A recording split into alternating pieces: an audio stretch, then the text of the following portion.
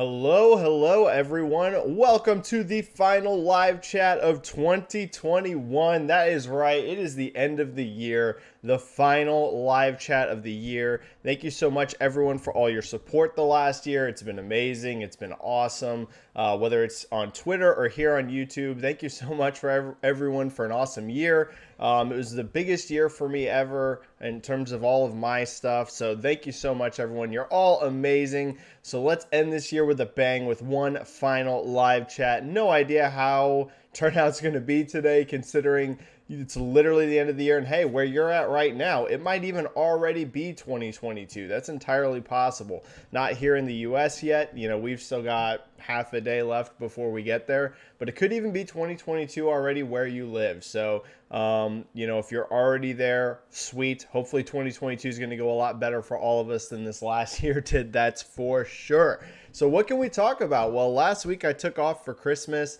It's the holiday season. As you know, I work retail, so it's crazy for me right now. Even still right now that's why I'm getting a stream in right now on Friday at the very end of the week on New Year's Eve.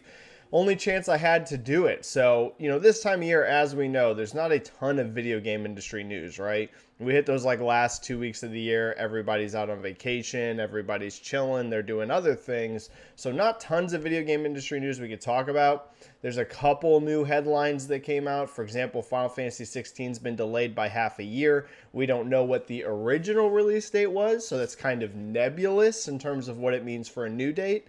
They didn't give us a new date. They just said, hey, Final Fantasy 16, due to development issues with COVID, it's been delayed by half a year. So when that's going to be, we don't really know.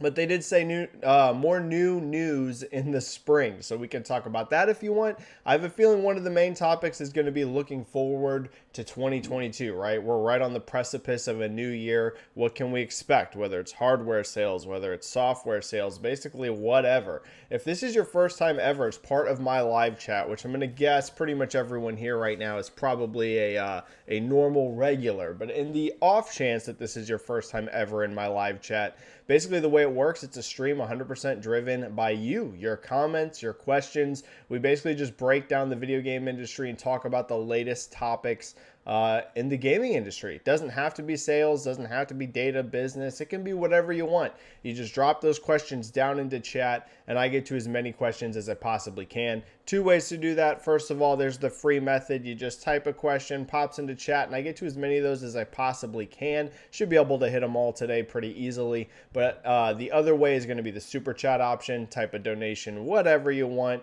and I get to super chats immediately. Don't feel pressured, don't feel obligated to do that at all. It's just a way to help support me in the channel.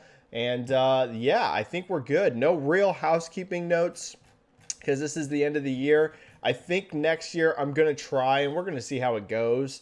I'm going to try to start doing more content on my YouTube channel. Right now it's pretty sparse, right? I only do basically one live stream a week, and then every once in a while I even take a week off, right? So not a ton of content coming out of my YouTube channel. I might, and we'll have to see how it goes, but I might try to pick that up next year and do more kinds of content. Not 100% sure, no promises there. But if I ever want my YouTube channel to grow, I got to do more content than what I do. So we'll see. Let's start diving into comments and questions. There's already a couple super chats in here, so let me hit those first really quick. Plastic Hearts with a 10. Thank you so much, Plastic Hearts. Thanks for being in every chat and so supportive.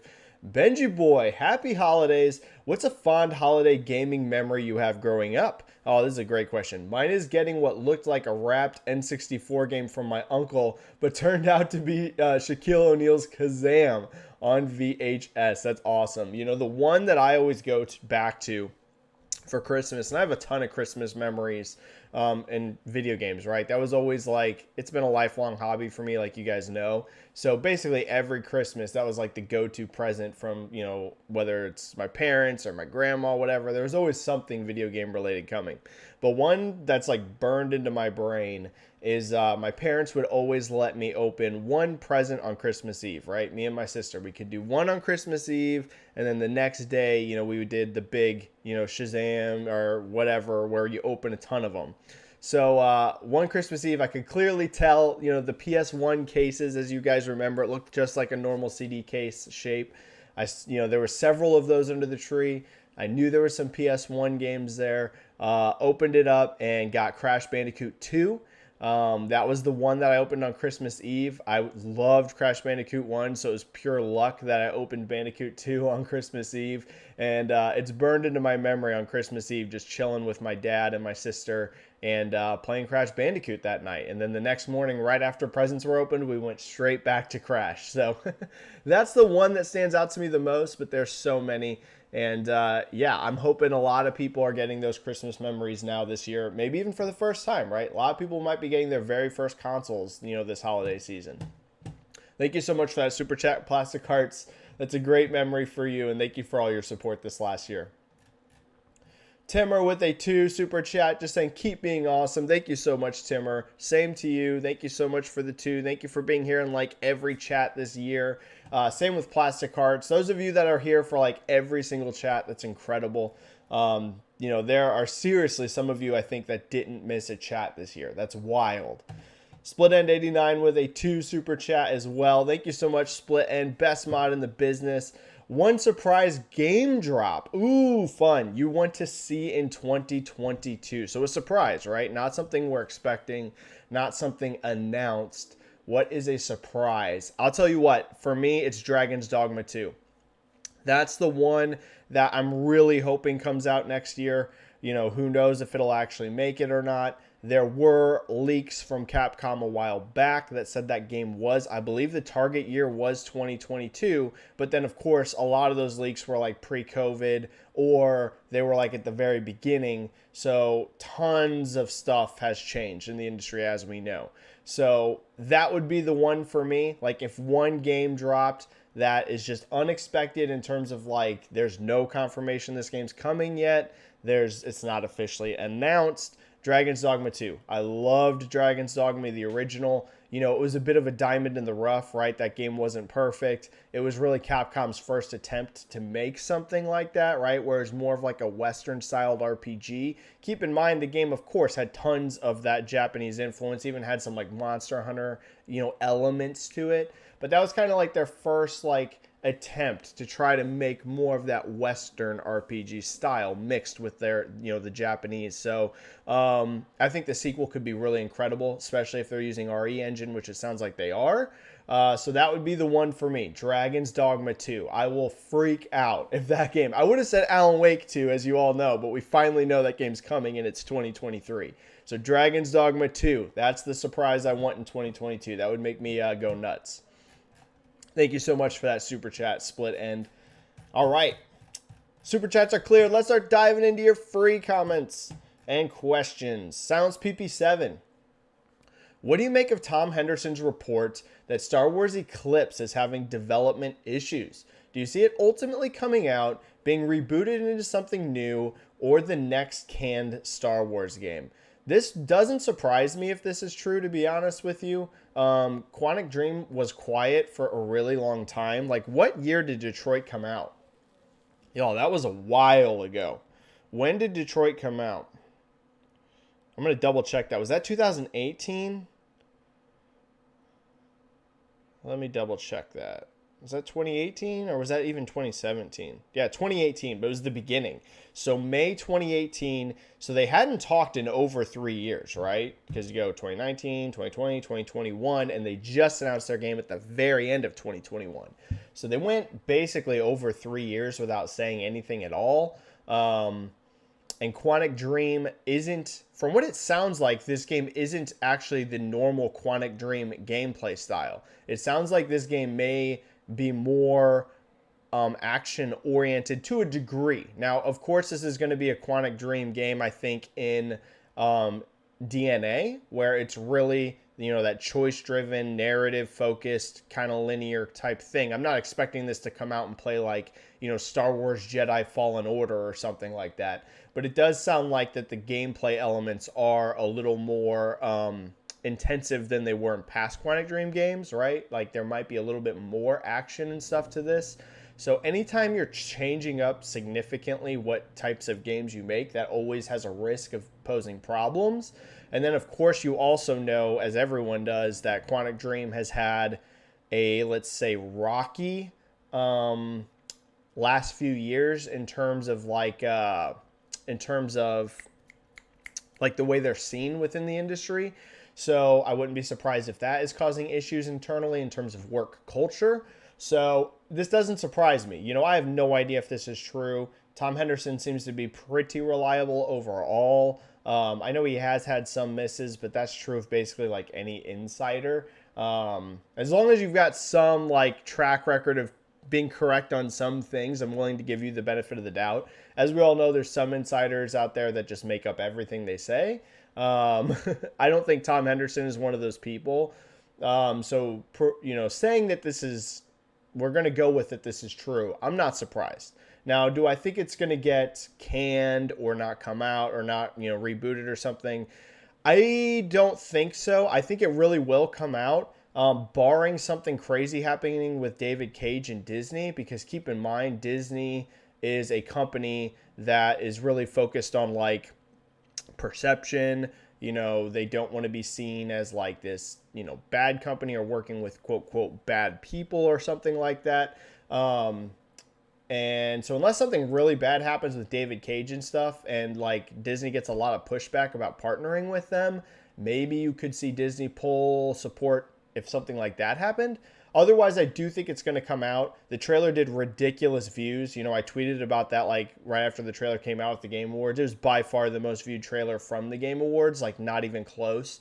It was, millions and millions of views ahead of everything else. And we saw how huge of a success Star Wars Jedi Fallen Order was. So I think they're going to push to have this game actually come out. It just could be a long time. Like, I won't be surprised if we don't see this game. It's been already 3 years since Detroit, almost 4, right? In May of next year, it'll be 4 years. I won't be surprised if we don't see this game come out for another 3 years. Like, it could still be very far away. But I think eventually it will hit, like I said, unless something crazy happens with the PR hit and something happens with David Cage and Disney pulls it. But otherwise, I think it will. All right. I think there might have been a super chat. Let me hit that really quick. There was, from Timmer.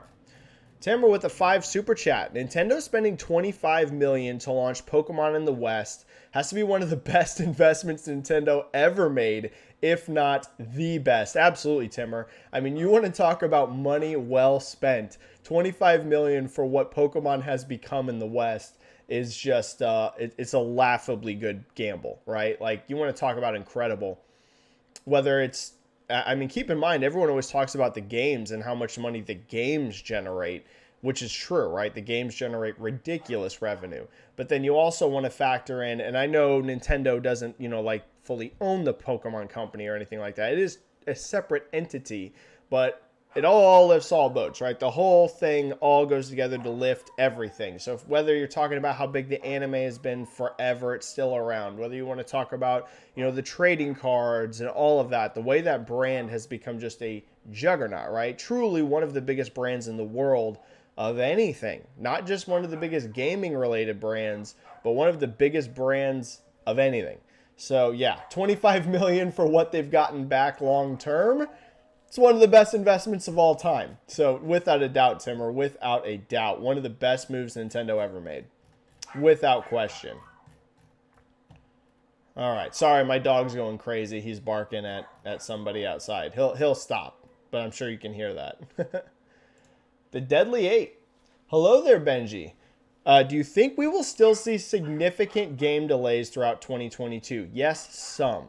Do you think it's possible that some games that are slated for 2022 might slip/delay into 2023, like WB's Suicide Squad? So I think we are going to still see some. I provided some comments. This is funny, and I think I mentioned this on like maybe the last live chat or the one before that. And if not, if this is your first time hearing it, I'll tell you. So I provided some comments for a Windows Central article. It was about 2022. If you haven't read it yet, you can go over there. There's a bunch of quotes from me, a bunch of quotes from Daniel Ahmed, Z Huge. It's not Z Huge, I know. We both provided a bunch of comments for a Windows Central article.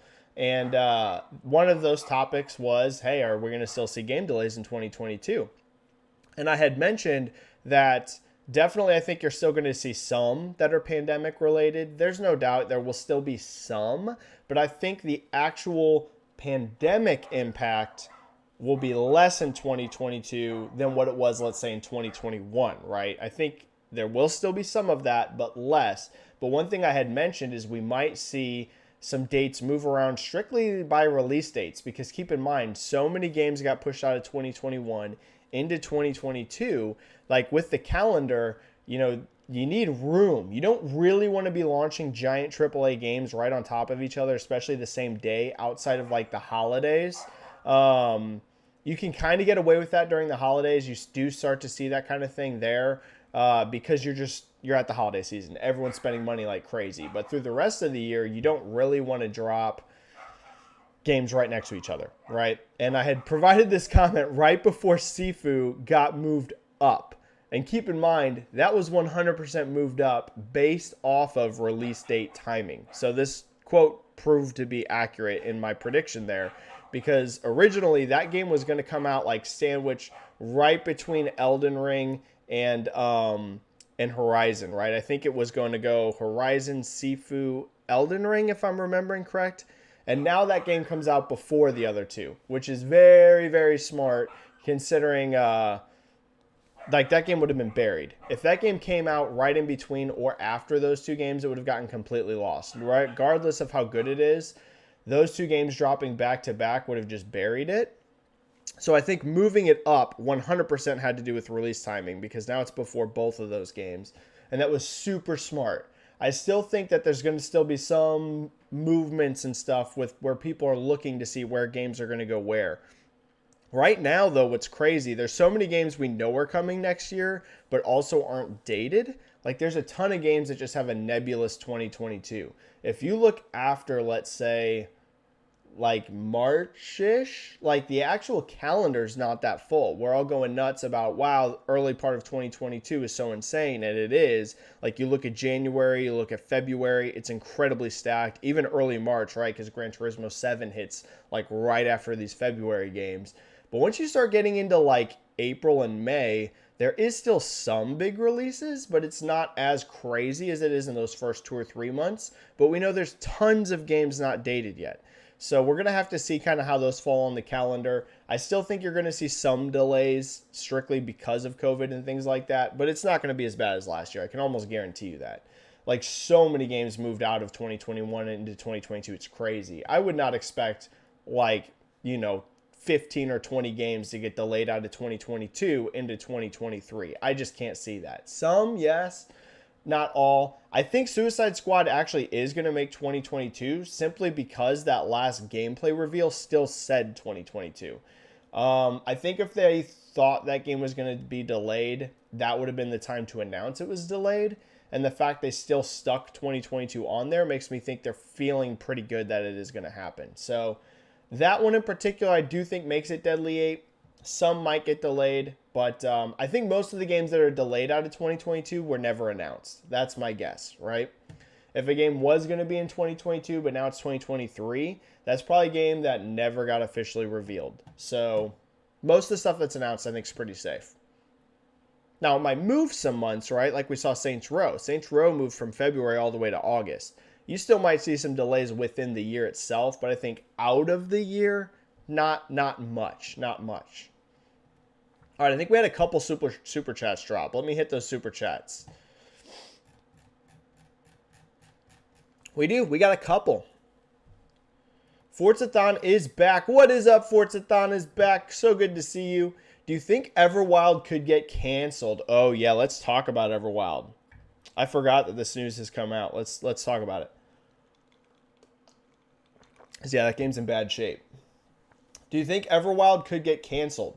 2 years since reveal and 2 trailers later, Jeff Grubb indicated that even the dev team doesn't know what the game is following the departure of the director.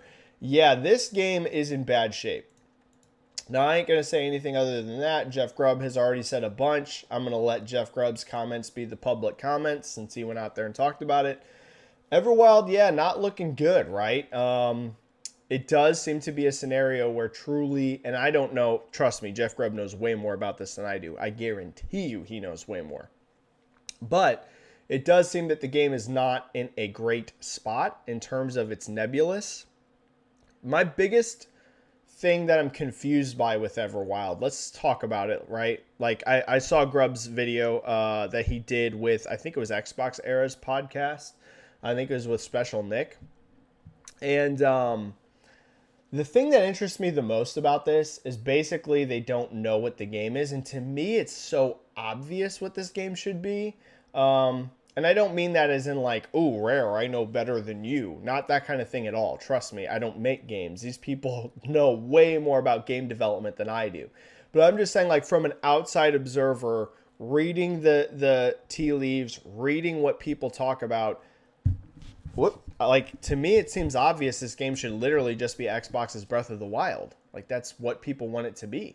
It doesn't need to be some kind of giant, Sea of Thieves online type experience. It doesn't need to be some like brand new concept that you've like never seen before. Like from the moment that game was revealed, literally from the very first time, the first comments I saw online from people were, wow, this could be Microsoft's Breath of the Wild. Like I literally think that's all people want. Just make a giant open world, in this beautiful landscape, single player focus, maybe have co-op in there. Type game. Like I'm telling you, that's what people want. It seems to me that's literally all I would make that game. Maybe have, I do think it's important because that's the way the game was sold, to have some sort of element with these animals and these creatures, right? Like I do think you don't completely abandon that, but like if you're sitting down in a pitch meeting and you're saying, what is this game? Because that seems to be part of the problem. What is Everwild? Xbox Breath of the Wild. It's literally all it needs to be. Like, that's it. Like, if you're having issues, I would hyper focus on that. This is a giant open world game. It's, mostly single player focused, maybe with some co-op elements in there, and make it Xbox's version of that. I truly think that's all you need to do. I don't think it needs to be the next Sea of Thieves or anything like that, because the vibe that I get from things that have both been said online and in terms of like rumblings is that, yeah, this game was expected to be another service type game. Now, I don't know that it was going to be no single player elements or anything like that, but I think the main goal was, yes, another long-term big online service type deal. I don't think that's the direction you go with something like this, at least personally.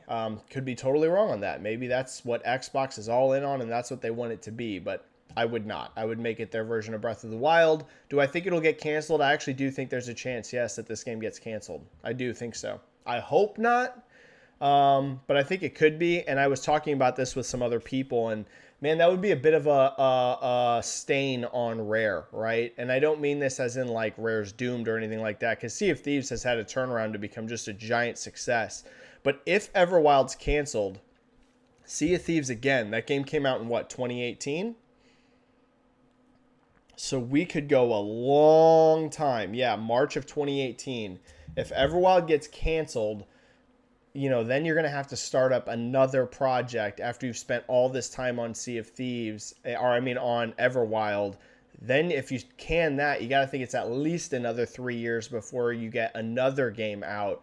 I mean, that wouldn't look great, right? If you're going to release one game in like 7 years, not great, right? You need development to be quicker than that. So if it's like 3 years from Everwild's canceled, right? Let's say it gets canceled this year.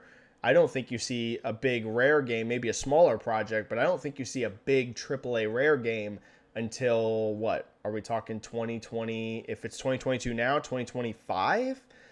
Not great. Not great at all. So I'm hoping they figure it out. But yeah, I'm a little worried about Everwild, to be honest with you. All right, Joseki here with a 2 super chat.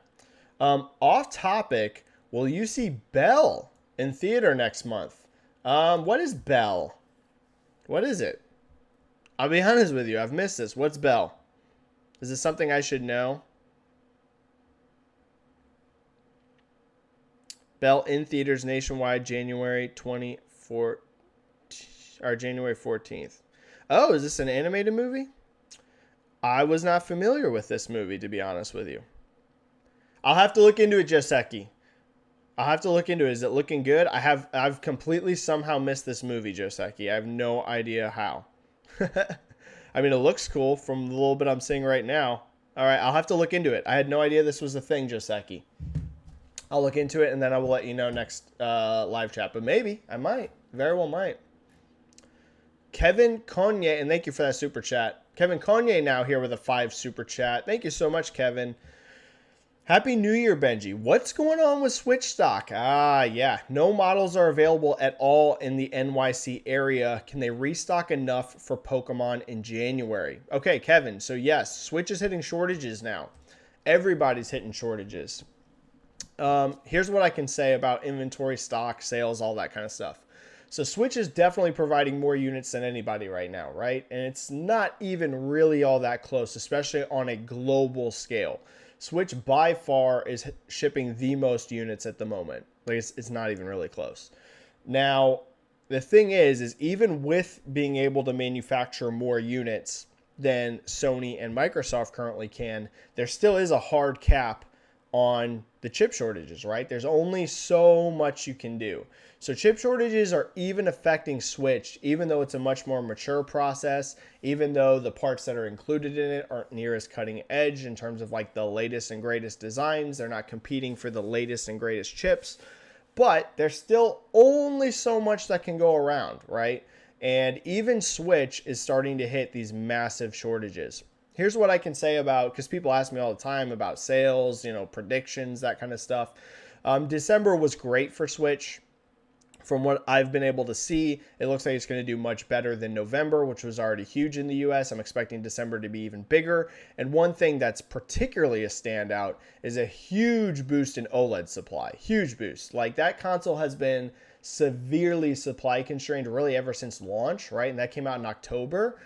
Since then, there's been restocks, but it hasn't been much. December, OLED did great, right? I'm seeing that all over the place, multiple markets. You've even seen it in places like Japan, that OLED became way more in stock than it was. So that's one good news for them. They do seem to have improved the OLED manufacturing, but overall Switch can only go so far. So yes, shortages are here. Can they restock enough for Pokemon in January?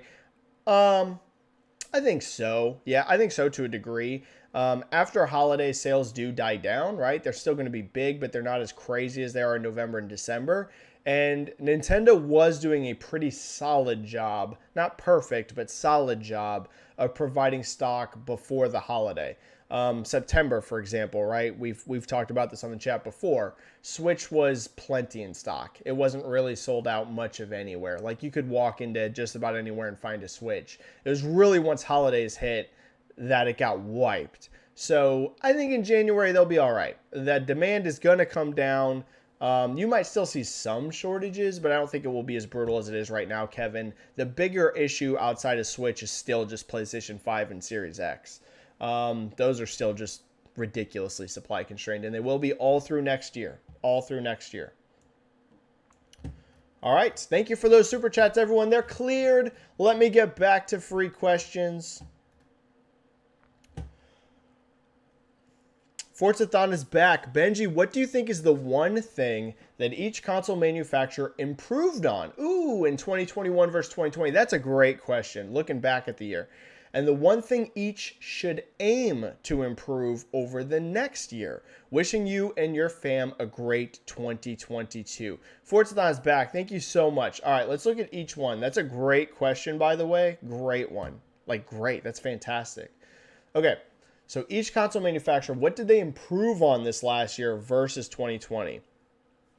For Microsoft, I will say games, right? 2021, actually, when you look at first-party output, was a great year for Xbox, particularly the second half, right? You go to the first half of the year and it was pretty dry. But if you look at that second half of the year, across all of the Xbox studios that got released. Because keep in mind, I know it sounds weird, but Deathloop was a first-party game. It's PlayStation 5 exclusive. That game started development before they were ever an Xbox studio. But if you look at, because keep in mind, Arcane is now moving forward in Xbox studio. You look at stuff like Psychonauts 2, it was excellent. You look at, Deathloop, I actually wasn't the biggest fan of Deathloop, but it reviewed really well. You look at Halo Infinite, which has had some issues, but overall is considered a return to form for Halo. You look at Forza Horizon 5, like, it was the second half of this year where it really felt like, yeah, Xbox is starting to fire on these games. So I would say that was the biggest improvement for Xbox, those first party games starting to deliver. What can Xbox improve the most going into next year? I'm not going to mention stock, because stock is something that PlayStation and Xbox can't really control. Man, what is the biggest thing they can improve on? This is a bit of a tough one because I actually feel like Xbox is doing really well right now. I would say making their shows outside, and this might sound like a little thing, but it's more of a marketing thing. I would say making their shows and presentations outside of E3 feel good and feel like worth tuning into. I think whether it was Gamescom this year or whether it was some of the indie things that they did, I just don't feel the presentation on those is great.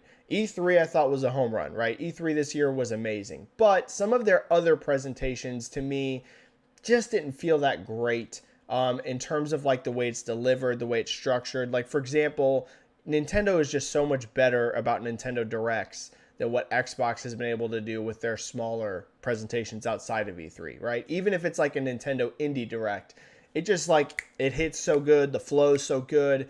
Nintendo doesn't really drag things out for their directs, right? They don't make it incredibly long just for the sake of it or too short. Like, Nintendo just has that down, whether you love the content in those or not.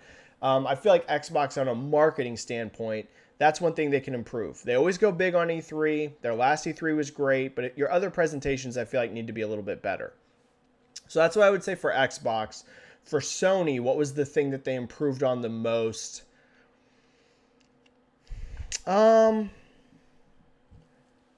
This one's a little tougher in terms of improvements because I don't really feel like Sony improved that much this year. Over the previous year, right? You look at the previous year, definitely didn't improve in terms of games. They had some great games this year. Don't get me wrong. This isn't like two of their exclusive first-party games were in my top 10 of the year. I loved Returnal. I loved Ratchet and Clank.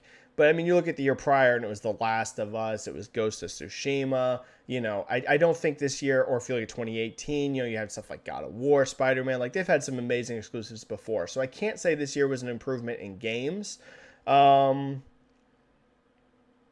Here's one thing. I will say studio acquisitions. I think this was important. So I would say Sony beefing up their first party. That to me was the biggest improvement over last year. Sony going out there, acquiring these studios, beefing their first party output up, getting ready to deliver more games more often. So that's what I would say. Yeah, Sony beefing up their first party. This was a bit of a building year for PlayStation, I think. So that's what I would say would be a big improvement from them. One area they can improve next year, I would say more games. Hopefully, and we're looking like we're going to get that. So this year they had a great start to the year. You had Returnal in, what was that, February? And then you had Ratchet and Clank in May. And keep in mind, both those games hit pretty soon after the end of last year in December, where you had games like November, you had games like Miles Morales, you had games like Demon's Souls. So it felt like there was a solid 6-month stretch there where Sony was hitting really hard in first party. And then this year, after Ratchet and Clank, we all know this was due to COVID, but there was that real long stretch without a first party game, right? You're talking like May for Ratchet, and we're not going to get another big first party game until Horizon in February. We're going almost a year, not quite, but you're talking what is that, 8 or 9 months without a big first party game. That's one area they need to improve next year. It definitely looks like they're going to. I mean, we have Horizon in February, we have Gran Turismo in March, and I think God of War is going to hit pretty soon after that. If they can sneak in one more game towards the end of the year, that's a big improvement. But that's what I would say for them, just more releases. Not necessarily improving quality, because their quality is great, just a higher number. And then for Nintendo, man, what an amazing year they had in terms of like, in terms of just giant sales and continuing momentum. Biggest improvement next year for me is kind of obvious. I still think they need to improve things with like their online offerings. I still think that they need to improve things with like their social offerings. I think Nintendo, that's basically going to be the thing I say every year. They just still feel so far behind the ball of the entire rest of the industry on that. Like they're so far behind it. It's crazy. They still have so much improvement to do in that area. So that's what I'm going to say every year. They need their whole online infrastructure to be better. All of that. So I'm going to say that basically every year. That's what they need to improve next year. I have a feeling a lot of the big improvements might be waiting for Switch 2 now, since Switch is so deep in its life cycle. Maybe that'll be part of the marketing of Switch 2, right? Vastly improved online. Maybe they finally do achievements then. I don't know. I don't know if Nintendo's focused on that, but maybe they do. Maybe that's when you get like really good voice chat and party chat and things like that on Nintendo. So maybe they save that all for Switch 2, but that's the biggest area for Nintendo. They got to improve their online offerings. And then their biggest improvement this last year versus 2020. Man, again, a bit tough. A bit tough. Improvement. I don't know. I don't know what Nintendo did vastly better in 2021 versus 2020. Microsoft was the easy one here in terms of talking about improvements because Xbox One generation was such a disaster for them.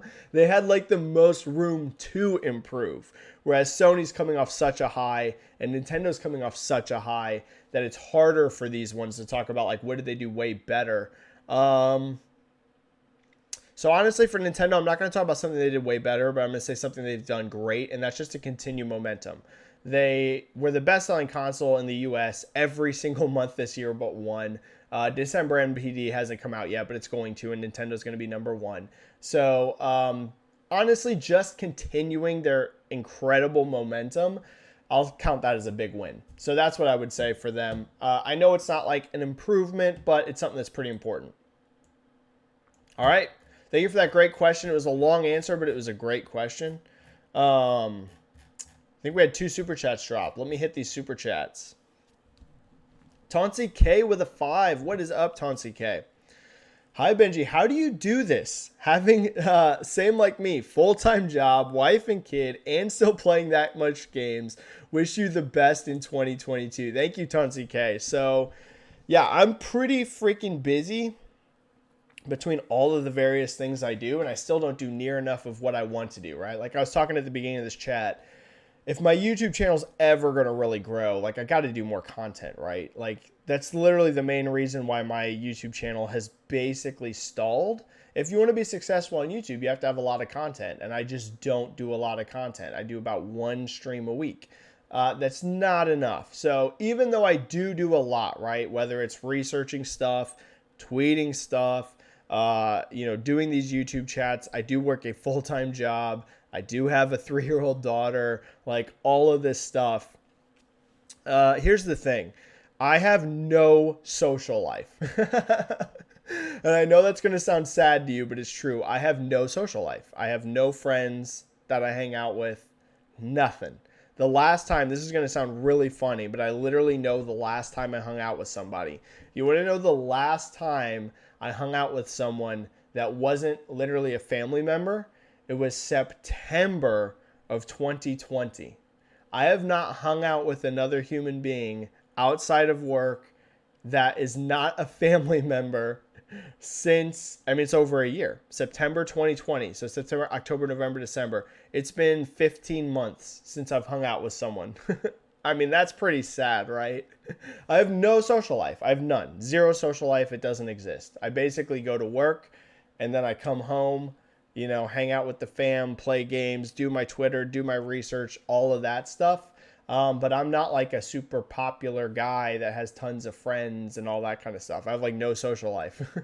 So that frees up a lot of time compared to a lot of people, right? And I know not everybody's going out there and partying and hanging out with people all the time, but like a lot of people have some friends that they're hanging out with. I've got none.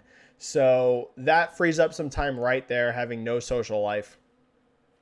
And then the other part is like my hobbies. I'm someone that's interested in tons of things, but in terms of like actively doing them, it's pretty much gaming focused, right? Like I pretty much do games. Like right now, even my music's suffering. Like I play guitar. My big goal for this next year is to go really deep in on piano. I can play piano decently, like okay, little bits, but I'm not like some great pianist. I want to become really good at piano. So this next year, I'm going to really focus on that. But like, basically, I go to work, I come home, and I play video games or watch MMA fights. So it's like, it's pretty narrow focus, no social life frees up time, and I'm not doing like 50,000 different hobbies. It's kind of focused there. So that all helps. And I don't sleep much. So, I mean, I sleep like 6 hours a night. It's not horrible. You know, some people sleep even less, but I also don't sleep like 9 hours a night. Like I sleep like 6. So even if I'm sleeping 6 hours a night instead of 8 to 9, that's freeing up 2 to 3 hours right there to do stuff. So all of that factors into it. Thank you, Tunti K, and I hope you have an amazing 2022. Highlander001 with a 2 super chat. Thank you so much, Highlander. Happy New Year. Do you game with your wife? No, I do not. I do not. She's not really interested in games. We used to play, this is super random because she's not really a gamer, but she used to be huge into Gears of War of all things. Like, dude, I know that sounds super random, but she literally went from like no games to all in on Gears of War. Like she raged Gears of War 3, for example. We played that together like crazy, but now we don't again anymore. So no, she doesn't game. She's not really into games like at all. She's not really interested in it. So nope, that's pretty much a solo activity for me. But thank you so much, Highlander, for the 2. I hope you have a great New Year as well. Hope you have an amazing year. And thanks, Highlander, for being in like every chat. All right, super chats are cleared again. Let's dive into your free questions. Thanks everyone who came out today. I mean, I know it's like New Year's Eve. You all probably have a million other things to do. But thanks. Thank you for the support, and thanks for coming into chat and dropping those questions, everybody. Miles Morales. Currently, PlayStation owns 15 main studios, not counting external development studios like Nixxes, etc. Do you think they need to buy and grow their number of studios substantially to increase the rate at which they release games? Since some developers require 4+ years to release one title, I don't think that can compete with Xbox's output yet. They need to grow more to compete with them, right? Miles, you're spot on the money. And that's part of why Sony is increasing their acquisitions. Like, there's no doubt part of this is Xbox rapidly increasing their studio count, right? I've talked about this before. Is that the only reason? No. Part of the reason also is just from like internally probably feeling like they need some more games, and then also pressure from non-Microsoft companies trying to acquire studios, whether that's Tencent, which we know is out there buying people like crazy, whether that's NetEase, who's already investing and trying to start to go more into the Western AAA space, whether that's Amazon Games. You never know, right? They have a huge hit now with New World. They could be sniffing around trying to buy some studios. Whether it's EA, we know EA bought Codemasters and they're out there looking around, Take-Two, etc., etc. There's also just a lot of acquisition going on. So I've talked about this. If there's a team you're super interested in and you want to work with in the future, right now, it's kind of smart to buy them, because if you don't, there's always the risk that somebody else could. You know, it used to be before this that acquisitions, before the last couple of years, were like somewhat rare. And when I say somewhat rare, I don't mean like they were unheard of. It's just, it wasn't one of those things where it seemed like every month or every other month someone's buying somebody. It's really like the last 2 years that's become just acquisition spree. So that puts pressure on everybody to acquire people so you don't lose them, particularly if you're a platform holder, right? So I do still think Sony needs to grow a bit more. I don't know if they need to go crazy, but I think they could use another few studios. Yeah, you know, we just talked about this when I was talking about, you know, how can they improve the most next year. I think 2 big AAA games a year is too low now for a platform holder, especially moving into the future, because that's really what they did this year, right? And again, we know COVID was part of that, but really it was like Returnal and Ratchet, right? It was basically 2 games for the year. I know that they, helped with Kena on console. But again, that's not a first-party studio. It was console exclusive, but they don't own that studio. And that studio also, it released simultaneously on PC. It wasn't, and Xbox games do the same, but you know what I mean. It wasn't a big flagship AAA first-party game. They only did 2 of those this year. That's not really going to work for the future. I think you truly need, like what Phil Spencer said, I think long-term you need a game a quarter, right? A game a quarter every 3 months at least. You need a big AAA first-party game. Can you get away with maybe 3? Probably, but 4 is, I think, the comfortable spot. So, yeah, I do think so, Miles. I think they could use another studio or 2. Again, I don't know if they need like 10 more studios, but a couple more, yeah, I think so. I think they could use a couple more. Silence PP7. Benji, I think the next project Itsuno tweeted about today is definitely Dragon's Dogma 2. We just talked about this. That is funny because your comment definitely dropped before I talked about that.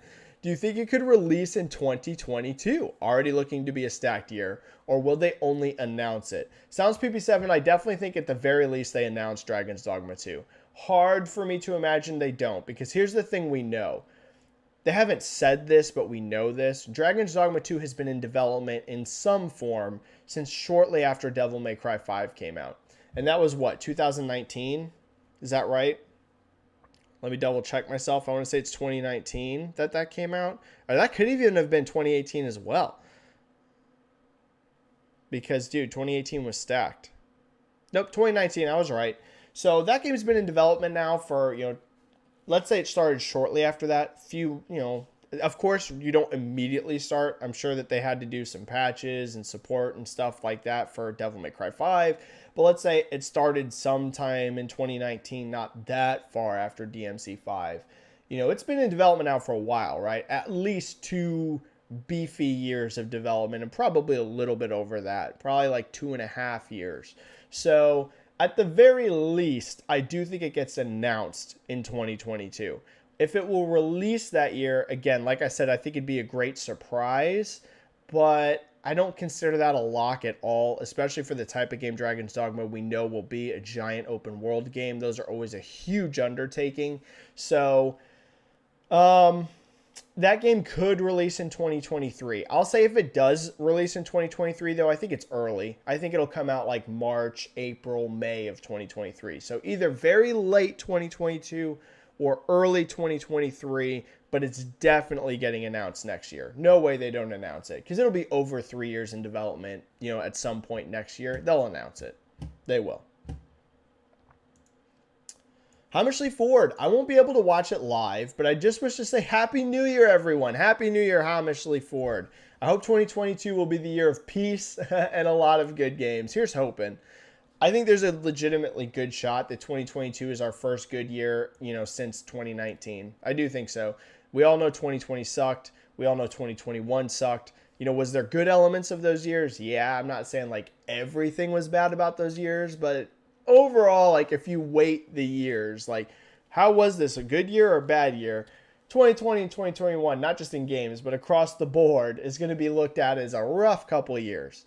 As we know, the Omicron surge is crazy right now, but there's a lot of reason to believe this could be the last giant surge because everyone's getting it. So it's going to give you a ton of, I'm not going to go super down the rabbit hole here, but it's going to create a lot of immunity in the population. So I do truly think Omicron will be the last enormous surge, and that should be over by, because, it's so contagious, we're all going to get it, or at least be exposed to it. Should be over by, probably end of the winter. So 2022 could be a good year. Yeah, it could be. It could be our first good year in a long time. It's impossible. I'm not going to say it's a lock, but it could be.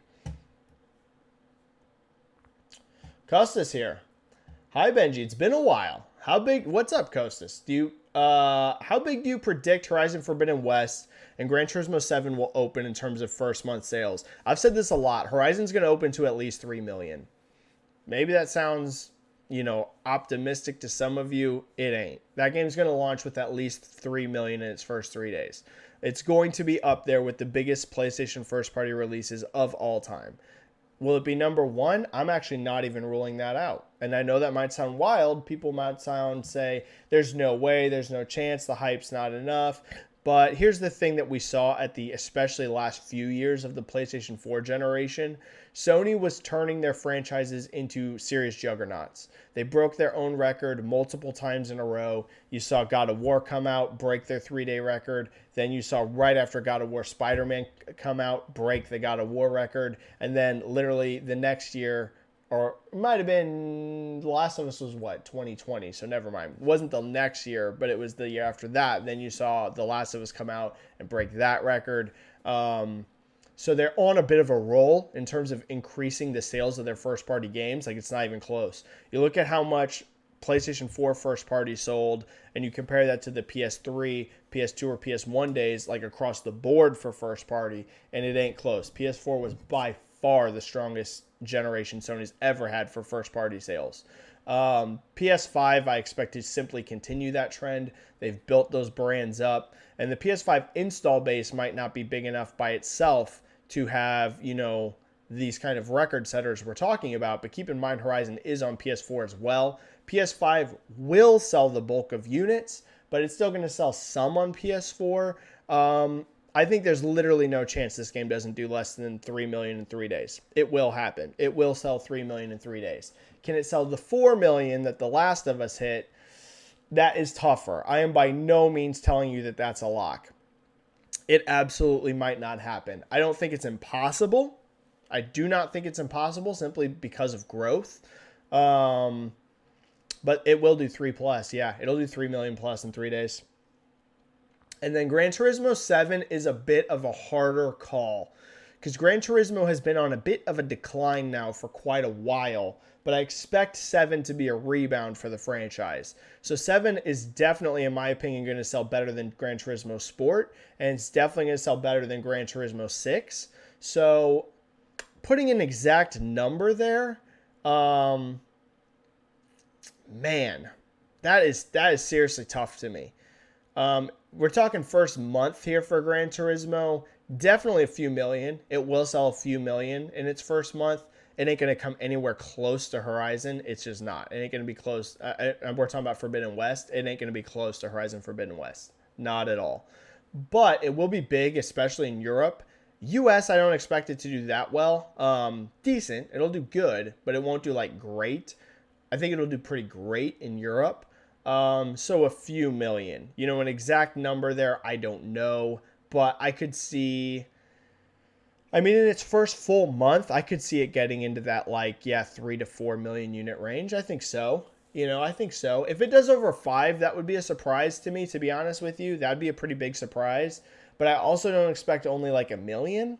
So this is a total guess, but I'm going to say 3 to 4 million its first month worldwide, around there. Regina. My anticipation for Horizon Forbidden West is at its boiling point. Same, Regina. Literally same. It's my most anticipated game right now. There's a ton of games I'm looking forward to. Can't wait for Starfield. Can't wait for Elden Ring. Can't wait for God of War Ragnarok. But Regina, literally Horizon is my number one right now. I loved Zero Dawn. It was one of my favorite IPs of last generation. I personally love Aloy. I love the world they created. And Forbidden West is so close. I think that's part of the reason my hype is so high for it. Because some of the other stuff I'm super hyped for, like Starfield, that's going to be the end of the year. Or if we're talking about, Breath of the Wild 2, that doesn't even have a release date. God of War, again, there's no release date. Horizon is so close. We're literally, 2 months away now. Not even 2 full months, a month and a half away. Regina, I'm with you. I cannot wait for Forbidden West. It's literally my most anticipated game at the moment. I think we had a super chat. Let me hit that super chat.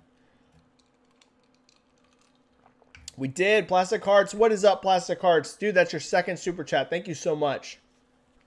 Spider-Man is killing at the box office. Yeah, it's insane. Thoughts? Also, any info on Matrix 4 box office? Complete bomb. Budget info is light. Chances on a sequel. Okay, let's talk about this really quick. I won't go super long for those of you that only care about video games. Totally get it. But box office is another one of those things I follow. I have for years and years and years. I tweet about it some, but I don't tweet about it, obviously near as much as I tweet about game sales. But I've always been really interested in the box office as well. You guys know me, I'm a nerd for numbers and data. So that's more numbers than data. Spider-Man's ridiculous. Last I saw it was, I think, 1.2 billion globally, which is incredible. This film will do at least 1.5 billion. And keep in mind what's crazy about that. Listen, this is insane. It's going to do at least 1.5 billion, and that's with crazy lockdowns and a giant Omicron surge. Imagine what this film would have done if there would have never been a pandemic. I guarantee, this isn't I think, I'm telling you, this film would have done over $2 billion if there was no pandemic at all. Zero, right? This is a make-believe scenario, but if it's going to do 1.5 billion smack in the middle of a pandemic and during basically the biggest surge we've had yet of cases and lockdowns. I mean, there's a lot of places where theater chains are completely shut down. It can't even earn money at the box office. And it's going to do 1.5 billion. I mean, we're looking at, there's no doubt, it would have been a $2 billion movie. That's insane. Right now, it currently still has the third highest 14-day box office. I think that was the last update, was 14 days. In U.S. history, only 2 movies ever did more money in their first 2 weeks. And that's Avengers Endgame, which of course was pre-pandemic. And it's Star Wars The Force Awakens, which again is pre-pandemic. So that's insane. Spider-Man No Way Home is just, I mean, the level of success we're talking is actually mind-blowing whenever you factor in the other circumstances. I mean, it's absolutely incredible. So yeah, insane. Here's the thing. There's a lot of talk, is Spider-Man going to stay in the MCU or not? Because this was actually the last film on the Disney and Spider-Man contract. It's over. They could always sign a new deal, but the deal that was signed was through No Way Home. Originally, it was just Homecoming and Far From Home. Then we know there was that big fallout, and they made another new contract to do No Way Home, but it was just a one-off, right? They didn't sign for 4 more films. So a lot of debate about that. Listen, Sony would be foolish to pull Spidey out of the MCU. This is the biggest Sony Pictures movie ever. Not the biggest Spider-Man movie ever, because it is, but it's the biggest film Sony has ever had, period. It's very clear that having Spidey as part of the MCU has done nothing but help elevate Spider-Man, right? And having Kevin Feige, really push in the making of those movies. So Spidey has to stay in the MCU. Sony is very, very, very foolish if they pull him out. They need to sign on for more MCU films. And I think it will. I think this is too much money. There's no way that they can't come to a deal on this. There's just way too much money on the table for the next, Spidey film to pull him out, because there will be some backlash if they pull him out. I'm not going to tell you that the next Spider-Man movie is going to bomb if it's only Sony, because I don't think it would bomb. But there will be backlash. People love having him as part of the MCU. So people will get upset if they pull him out. So I think it will happen. They will make another deal. And there will be more Tom Holland MCU Spider-Man films. In terms of Matrix 4, is a complete and gigantic bomb. A complete commercial failure. And there's no other way to phrase it. It is a commercial failure. We also know now that in streaming, it did less on HBO Max than a movie like Godzilla vs. Kong, which actually was a big success for HBO Max. But, it wasn't one of these scenarios where maybe HBO Max saved it. It did not. Matrix, it's a complete and utter commercial failure. Now, will they do more Matrix stuff? I'm not going to actually rule it out. You never know. I think this movie could have been good, but word of mouth is toxic. You're going to see some people on Twitter say they really liked this movie, and there's nothing wrong with that at all. I really liked Eternals, and a lot of people hated that movie. But again, there's just no way to say it. The word of mouth's not good. I mean, it's at a B- on Cinema Score. B- might not sound bad to you, but if you actually follow Cinema Score, that's a disaster. That's a disaster score to have. Really, your movie needs to be, an A. Seriously, anything under an A is actually considered not great word of mouth. B+ would be kind of mixed. B- Cinema Score, your movie is people don't like it. C's and F's are the bottom of the barrel. So, not great. So, Matrix, in terms of this movie in particular, it's done. It's over. But could they do more Matrix? Never know. Don't want to rule it out. It could happen. It could happen. There is a brand there that could do all right. Oh, and I missed a super chat. Thank you so much for that super chat, Plastic Hearts, by the way. Thank you so much. We had a super chat here from, it's either Angel Palma or it's Angel Palma. I'm not 100% sure on the pronunciation. I apologize. Do you think PlayStation will acquire a publisher in 2022? No. I think if anyone's going to acquire a publisher, it is Microsoft because they have stupid money, right? We talk about that all the time and we joke about it, but like Microsoft's the kind of corporation in terms of money that they can just throw it at a publisher and not bat an eye. Like literally just be like, yeah, we bought one. It's okay. Whereas Sony, do they have the money to buy a publisher? Yes. Yeah, there are publishers Sony could definitely buy. You see some people say that Sony flat out doesn't have the money to acquire publishers. That's not true. They do. But the thing is for Sony, that is a much bigger deal. Much bigger. Like you're gambling a lot more percentage of what your company earns and makes in making an acquisition like that. So it's not impossible. I'm not going to say Sony can't acquire a publisher. I just find it highly unlikely. If anyone's buying a publisher, it's going to be Microsoft, in my opinion. Do I think Sony will acquire more developers in 2022? Yes. I don't know if it'll be like this year where we saw, 5 new studios that they bought? Might have even been 6. I don't know that we see that, but I think you do see a couple more. I think you do see a couple more. If I was Sony, I would definitely buy Ember Lab. If they want to sell, if Ember Lab wants to sell, I would buy them. I would buy Ember Lab and staff them up. So, yeah, pub, unlikely in my opinion. Devs, it'll happen. It'll happen. They'll buy at least one more studio and probably a couple more. All right, we're rocking through these questions, baby. Thank you so much, everybody. Back to your free questions. We're going to go for about another 30 minutes. I usually go an hour and a half. We're right at an hour. So we'll go about another 30 minutes, and then I got to go work. All right.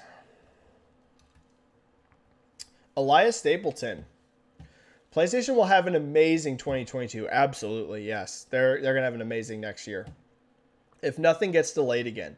January, Uncharted Collection Remaster. February, Horizon Forbidden West. March, GT7. May, Forspoken, third-party exclusive. Then we have Final Fantasy 16. If it comes, I'm not convinced that's 2022, but yes, I get what you're saying. Ghostwire, Seafood, new VR system released with new exclusive games, announcements for the platform. Yep. New service, Spartacus, and of course, God of War Ragnarok. And we still don't know 2023 plans. Yeah, next year's going to be incredible for them.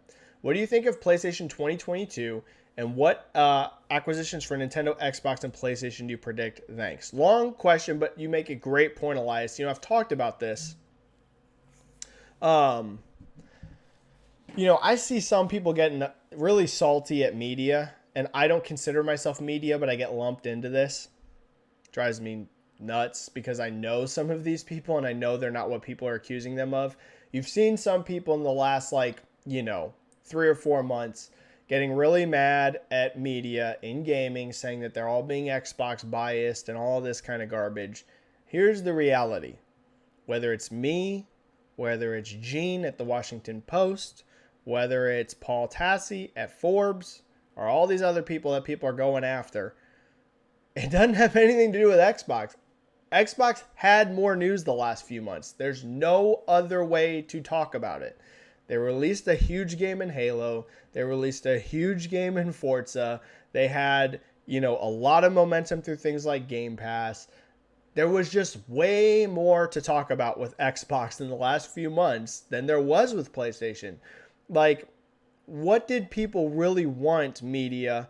And again, I don't consider myself media, but if you want to let me into that, what did you want them to be tweeting? Just random hype posts about PlayStation? That's not really what people like me and what other people do. There are tons of people that do stuff like that, and they're awesome. There are tons of great PlayStation fan accounts that you can follow. I follow some of them, right? I really like German Strands. I think that's his name. He's a really pro PlayStation person that I think does great stuff for the PlayStation community. You guys all know I love Pio. He's a huge hype PlayStation guy. He's awesome. But when you're talking about just straight news, like the last few months, outside of acquisitions, which I definitely covered, there just wasn't much to talk about, right? There was a ton to talk about PlayStation early in the year when Ratchet was around, when Returnal was around. It's just been a dry second half of the year for PlayStation in terms of like first party exclusive games. But as Elias says, that's going to completely flip on its head next year. PlayStation's output next year is ridiculous. You're going to have literally Horizon, which is going to be gigantic. You're going to go straight from Horizon the next month into Gran Turismo. Then you're going to go straight from Gran Turismo in March, like 2 months later, into Forspoken in May, which is, again, a console exclusive, not a first party, but a console exclusive.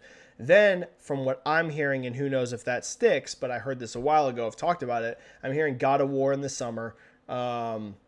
And again, I heard this a while back, so I want to really caution that could have changed. But I heard a long time ago, I even mentioned it a long time ago, on the chats before the game was even officially delayed, that I had heard that game could get moved to summer. So if that's, let's just say, it's that June or July, that's only going to be like a month or two after Forspoken. Yeah, I mean, PlayStation's going to have an incredible 2022. So for most of us, I'm not going to tell you that there's like nobody that has an agenda to push, because there are some people that like to push agendas.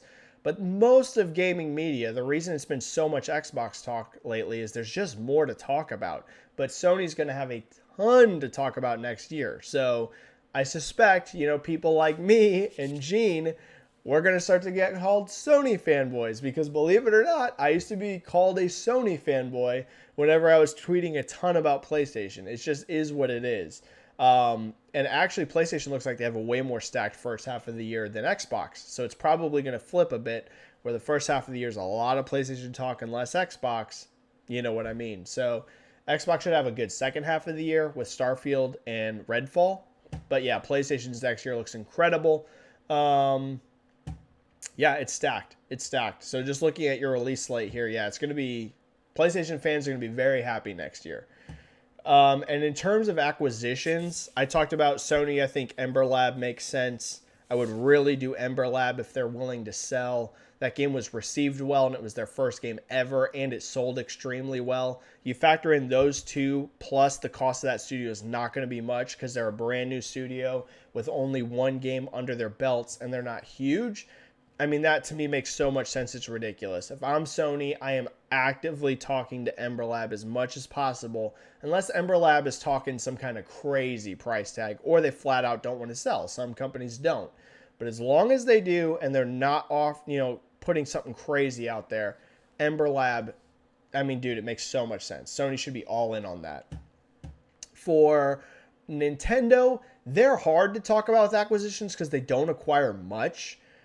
Really hard to say. Really hard to say. For Nintendo, it will be a Japanese studio. What studio that would be, I don't know. They don't really acquire studios from the West. Like, that's almost unheard of. Not impossible. But it's extraordinarily rare. Was Retro the only acquisition they made from the West? I mean, I know they owned Rare, but I'm saying, like, that's still with Nintendo. Was it just Retro? And was that even, I honestly don't know. Was Retro an acquisition, or did they create Retro?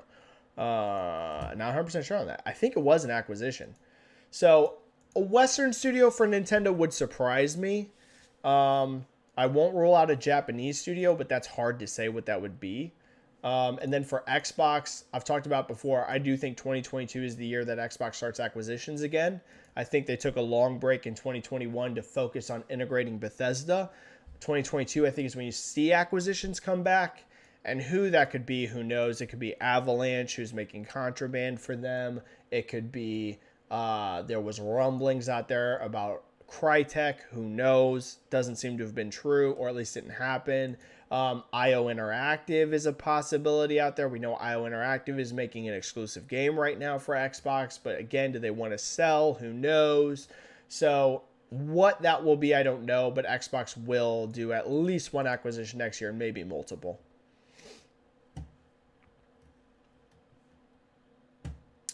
Kostas, last question. I remember back in the day, Halo sold 8.1 million copies with 17 million plus Xbox 360s out there. Yeah, it was like almost a 50% attach rate. Do you think God of War could do the same? I'm thinking 10 million copies out of 20 million plus PS5s by 2022's end. It's going to be giant. So we know God of War has now sold basically 20 million units. God of War will be bigger than Horizon Forbidden West launch. Like we were just talking about how big Horizon Forbidden West is going to be. And trust me, it's going to be giant. God of War Ragnarok will be even bigger. Can it do 10 million out of 20 million plus PS5s by the end of 2022? Can it sell 10 million on just PlayStation 5?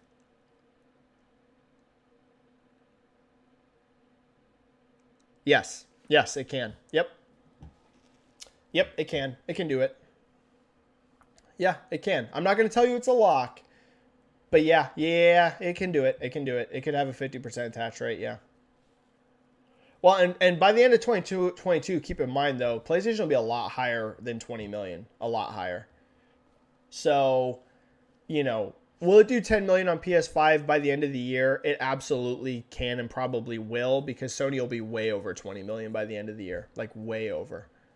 So, yeah, I'm feeling good. 10 million on PS5 by the end of 2022. Yeah, I am feeling good about that. I am. Joseki, hi Benji. Thank you for your live chats in 2021. Well, thank you, Joseki. I love doing them. Looking forward to asking more questions about JRPG sales in 2022. Thank you, Joseki. A bit of the tough part about JRPG sales is a lot of times you don't get a lot of updates after launch, right? Because JRPGs are so front-loaded. A lot of times you do get a number out of them, like we saw with Tales of Arise, where you get that early number. You've seen that with Final Fantasy games where they'll give you like those early launch numbers and maybe like one other update, and then they go quiet for like years on end, and then they'll eventually give you another one. I'm always looking forward to cover more. What do we got in JRPGs next year for big ones? We got Forspoken. We've got maybe Final Fantasy 16, but to be honest with you, I think that game's going to be 2023. Xenoblade 3 probably, right? Xenoblade 3 is going to probably be next year. So yeah, Joseki for sure. We've got some JRPGs to talk about next year. And did you see the huge poll for the best games of all time in Japan? Some interesting surprises in there, in my opinion. Undertale is massive. Splatoon 2 was number 1 for women, 20 to 29 years old. Xenoblade over Persona. To be precise, Xenoblade 2 and Xenogears, Square, please re-release it, are more popular than Persona 5, which is just one place ahead of the first Xenoblade. Yeah, dude, Joseki, Xenoblade, we've talked about this. That franchise feels poised to break out with Xenoblade 3. I know Xenoblade 2 was a big hit by JRPG standards, especially for an exclusive. And we know that Xenoblade 1 was a bit of a, like a cult hit, right? It kind of built up over time. And as we all know, it took a long time to come to the West. Xenoblade 3 feels like the breakout moment. If that game's good, that feels like the breakout moment for that franchise, where it could be really big. JCat, what is up, JCat? So good to see you. Thanks for always being in chat and helping to moderate.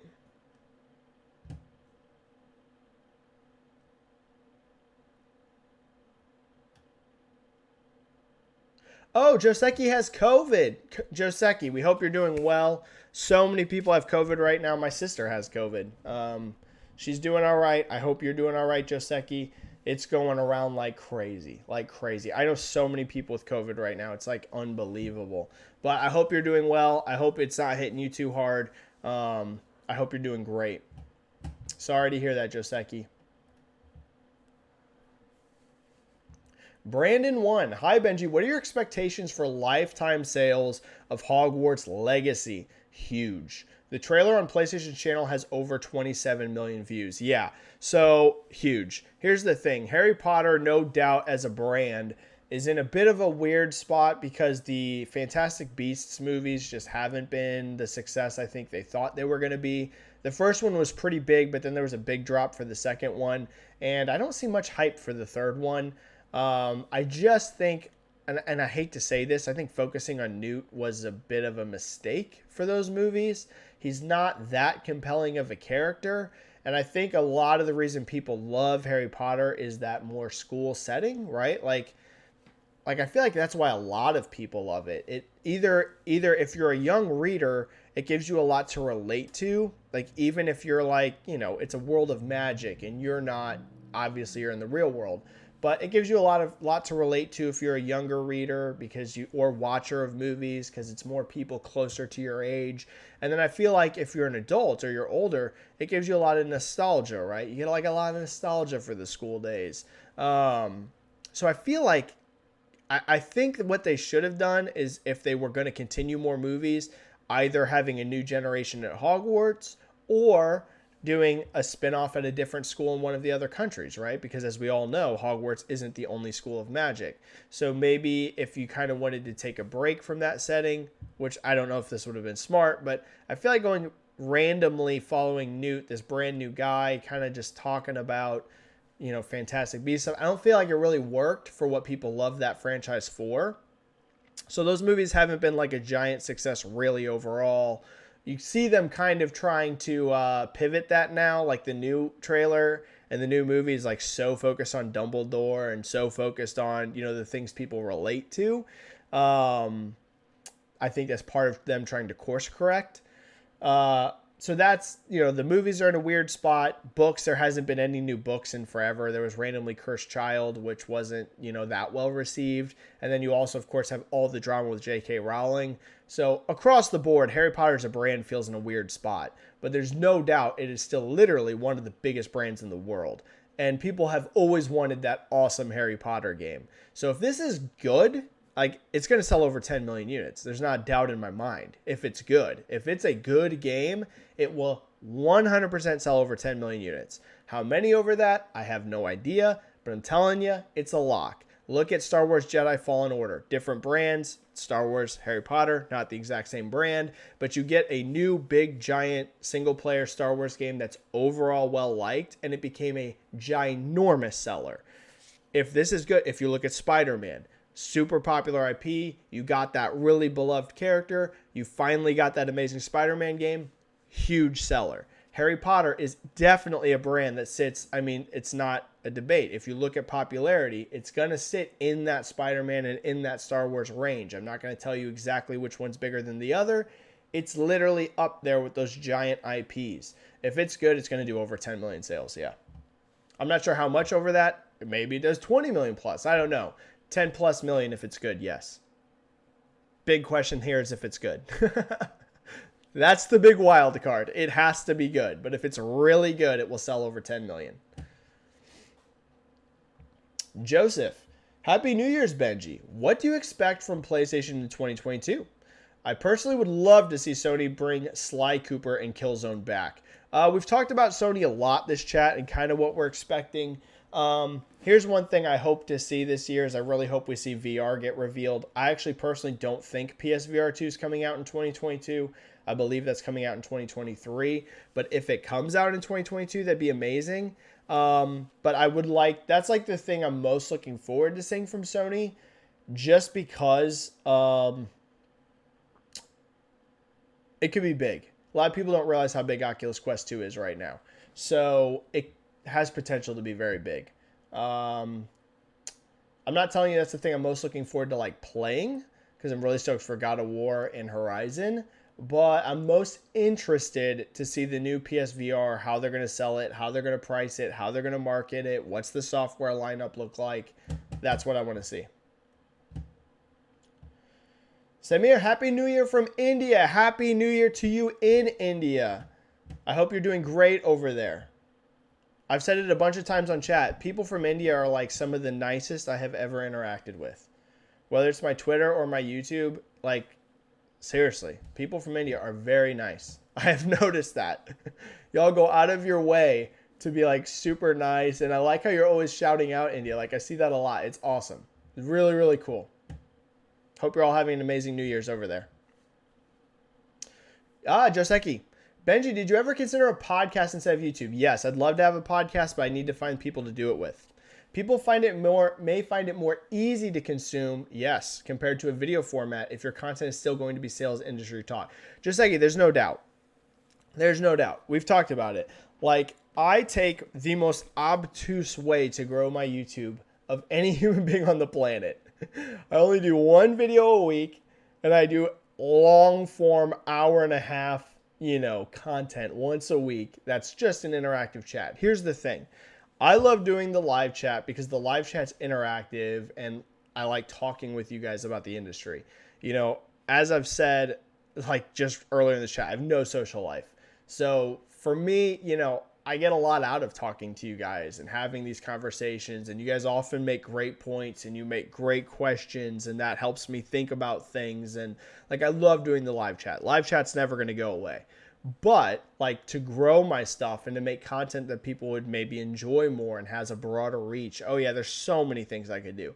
I could do more pre-made shorter content videos. When I very first started my YouTube channel, I kind of did some of that stuff, but between a combination of not really finding time to pump out a bunch of videos and also not feeling like I have anywhere near the production capabilities, like know what to do to make nice, good videos, I've kind of, I just like backed off that for like the last year and a half. It's only been the live chats.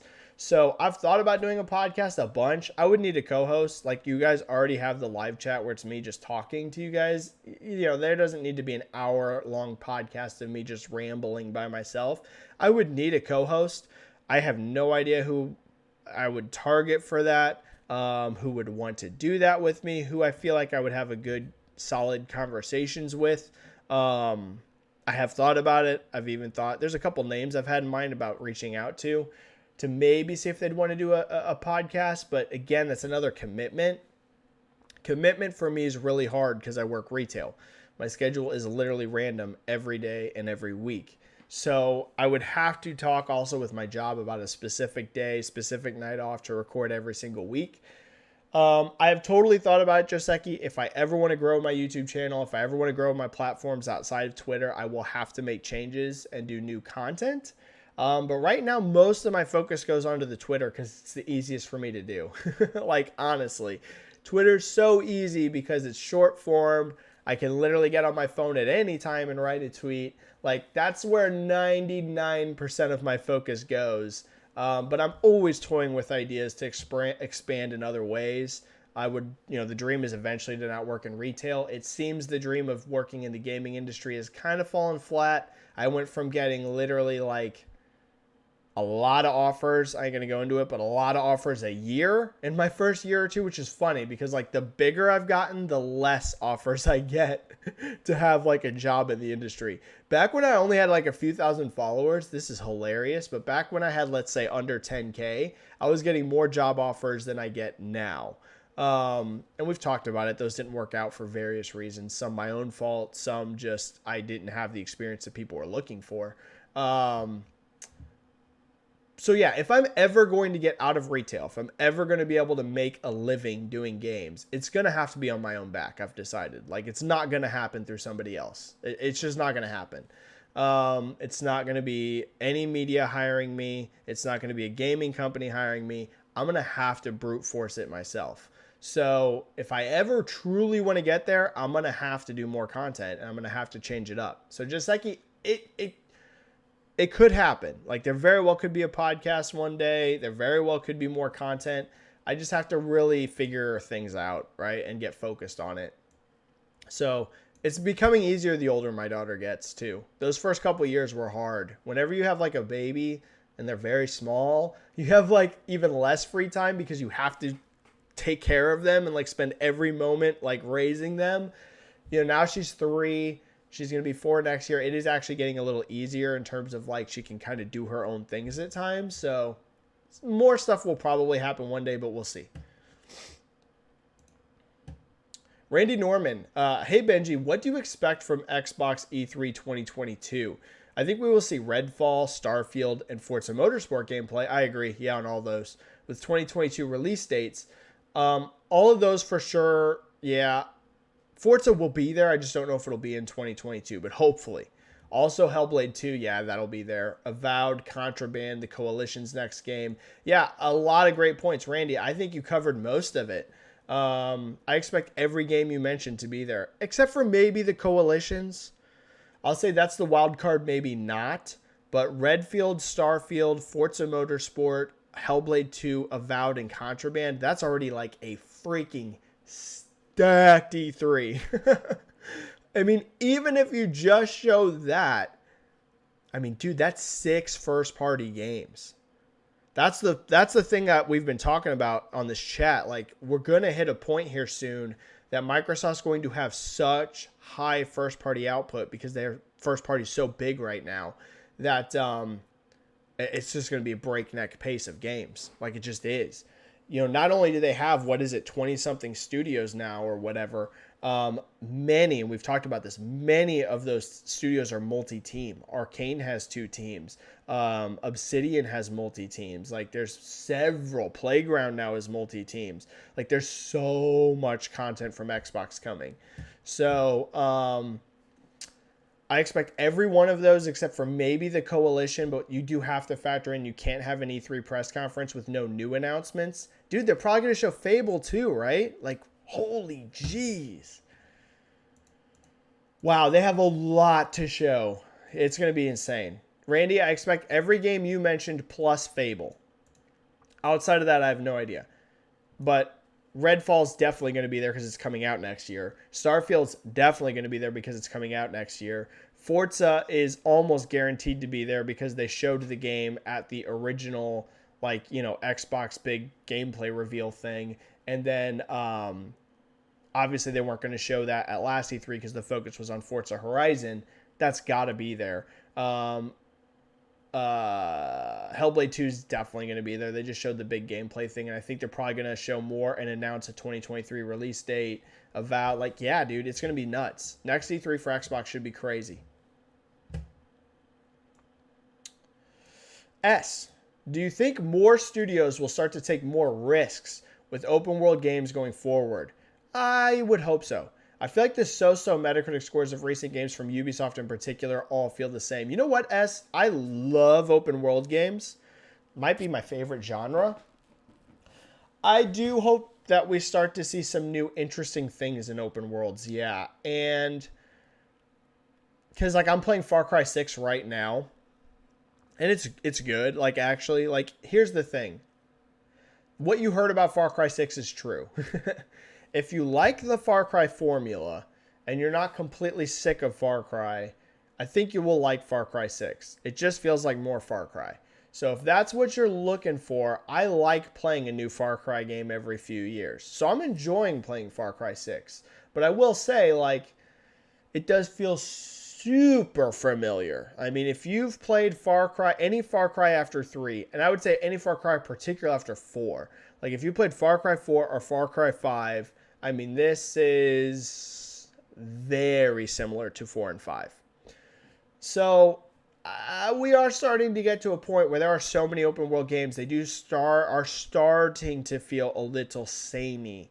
That's one thing that really made Horizon, I think, stand out to people in a lot of ways, because what you were fighting was so different. Giant robot dinosaurs, you know what I mean? That, even if it's just your enemy, it is something totally radically different. Wow, I'm not used to fighting giant robot dinosaurs before. So I think and hope so, S. I agree. We do need to start to see some of these open world games start to do things a little different, whether that's what you're fighting, whether that's what your setting is, whether that's gameplay elements or very different narrative elements. I agree, S, that we do need to start to see something new. And it's not all a lost cause. There are some new things that some open world games are doing. But yeah, like you said, particularly Ubisoft games, the next Far Cry really needs to change it up. I'm liking Far Cry 6, but that's because I liked Far Cry 4 and I liked Far Cry 5. But Far Cry 7 needs to do something radically different. It really does. All right, I think we had some super chats here towards the end. We're going to wrap it up soon. I'm going to try to get a few more free questions in after this because there's still a lot of questions I didn't get to, a lot. And this is the end of the year live chat. So I'm going to actually go slightly longer. If not everyone sticks around, I totally get that. It's a long stream today. But I want to get to a few more of these questions before we bounce out. End of the year chat. I want to blast a few more, but I do have a hard out probably in about 10 more minutes. because I have to get ready for work, but I'm going to blast a few more.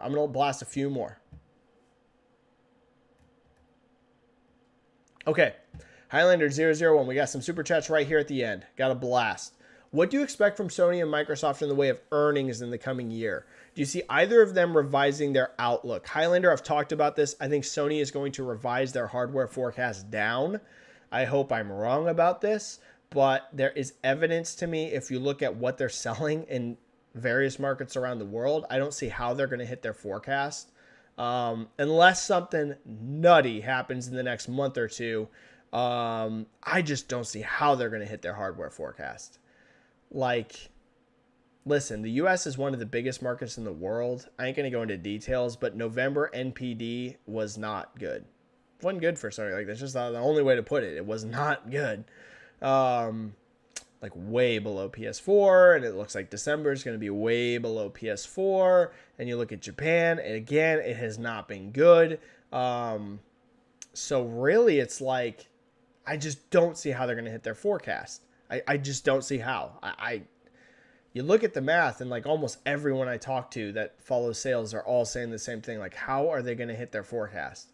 So, yeah, Sony, I feel like are going to have to revise down. I hope I'm wrong. Like, I hope they're just sending an unbelievable amount of units to Europe, but it doesn't look that way either, because even people in Europe are talking about how like there's no PlayStations anywhere. So, I don't know. That's the only thing. I expect Sony to still do incredibly well, by the way, financially. Like, they're still ridiculous financially. PSN is such a juggernaut. They're still selling tons of games through PlayStation Network. They're still selling a lot of consoles. It's not like they're selling no consoles. It's just clearly the supply constraint is like unbelievable right now on PlayStation 5. But yeah, that to me, I just don't see how they hit their hardware forecast. Xbox, I expect next year to be there. If we're talking next year, probably the biggest year ever for Xbox. Yeah. In revenue. Yeah. Should be their biggest year ever in revenue. They're already on that track. So, should be their biggest revenue year ever. Still below Sony, so keep that in mind. When I say I'm expecting the biggest revenue ever for Xbox next year, and I'm talking about Sony revising down their hardware forecast, that might make it sound like, oh, Xbox is going to overtake PlayStation. I don't expect that at all. I expect PlayStation 5 to still sell more units globally than Xbox sells, and I expect PlayStation to generate more revenue and more profit than Xbox. It's just, like I said, hardware in particular to me seems tough for Sony to hit, and Xbox has a much easier comp because Xbox is coming from a much lower low than Sony's coming from a higher high. So it's easier for Xbox to find success. Guancos here. I hope I'm saying that right. Guancos with a $4.99 super chat. Which surprise 2021 game succeeded well enough? Ooh, fun. Which surprise 2021 game succeeded well enough to become a new franchise? Which franchises died this year? Man, some of y'all asked such good questions. All right, what was a surprise hit? A surprise hit that spawned a new franchise. Well, what were some of the new IPs this year? Wasn't the best year for new IP. Wasn't the best year for new IP, if we're being honest. I'm trying to think. Trying to rack my brain here. Because I'm sure there are some I'm forgetting. I'm like 1,000% positive there's some I'm forgetting. Kina's one. Or Kana, I should say. It's actually Kana. Kana, I think you get a sequel to that. Listen, that game did well. It did well. I had mentioned, I've said this on the chat before, but in case you never saw it and you didn't see when I tweeted about it, I tweeted a while back, a story, I think it was VGC maybe ran the article, and they were talking about how, Ember Lab had said that, and if it wasn't VGC, I apologize, but they were talking about how Ember Lab had said that, from what they hear, Sony was happy. And I tweeted this out. And then you saw PlayStation executives, not one, multiple PlayStation executives came onto my tweet and all were commenting on my tweet. We're talking, there's like 3 or 4 PlayStation execs, including Shuhei Yoshida and others, commenting on my tweet thread talking about how this game was such a success. I mean, if you literally have PlayStation executives commenting on my tweet that the game did well, I think that pretty much tells you it did well, right? Like, you don't need a giant PR release. They wouldn't come out and talk about it if it wasn't. So, Kana definitely, I think, is good enough. And you could do, I won't spoil anything for you. You know, that game itself is pretty self-contained, but they introduced like a whole world and a whole universe that they could definitely do more of. And I feel like Kana could become actually a bit of a mascot for PlayStation, especially if they acquire Ember Lab. So I would say Kana is a strong one for a sequel. Absolutely, that could become a new franchise. Man, outside of that, I'm struggling to figure out new IPs for this year. It just wasn't a great year for new IP. I know I'm forgetting some stuff. Returnal, I don't think they're going to make a sequel to that. I mean, I know the game was beloved and I loved it too, but I just don't know if it feels like a game that they want to make a sequel of. I could see more games like that, but a direct Returnal 2, I just don't know. I'd love to see it. Deathloop, again, feels pretty self-contained, so hard for me to feel like there's going to be a Deathloop 2. And there was a lot of sequels this year. I mean, I'm sure I'm forgetting stuff, but Kana is the one that sticks out in my brain. I'm sure some of you have commented. Split End saying Kana, Returnal. Yeah, I agree. I just don't know that they actually want to make a Returnal sequel. I'm not going to consider that very high. Deathloop, again, I don't know. Yeah, Guancos, Outriders was a new IP. I actually could see Outriders 2. Because they were talking about that being a franchise around launch. So maybe Outriders. So those would be some. Kana is the real standout, right? Wasn't a great year for new IP. All right, and then which franchises died this year? We'll do this quick. Franchises died. What was a bomb?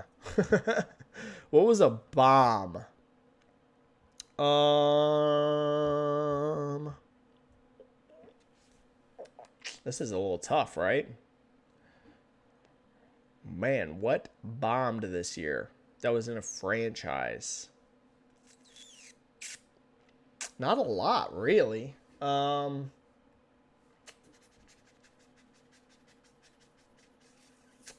Man, tough to say. Like a franchise that we know of that died. I can't really think of any, Guancos. I don't know if there was one. If you guys know of one, drop it in the chat.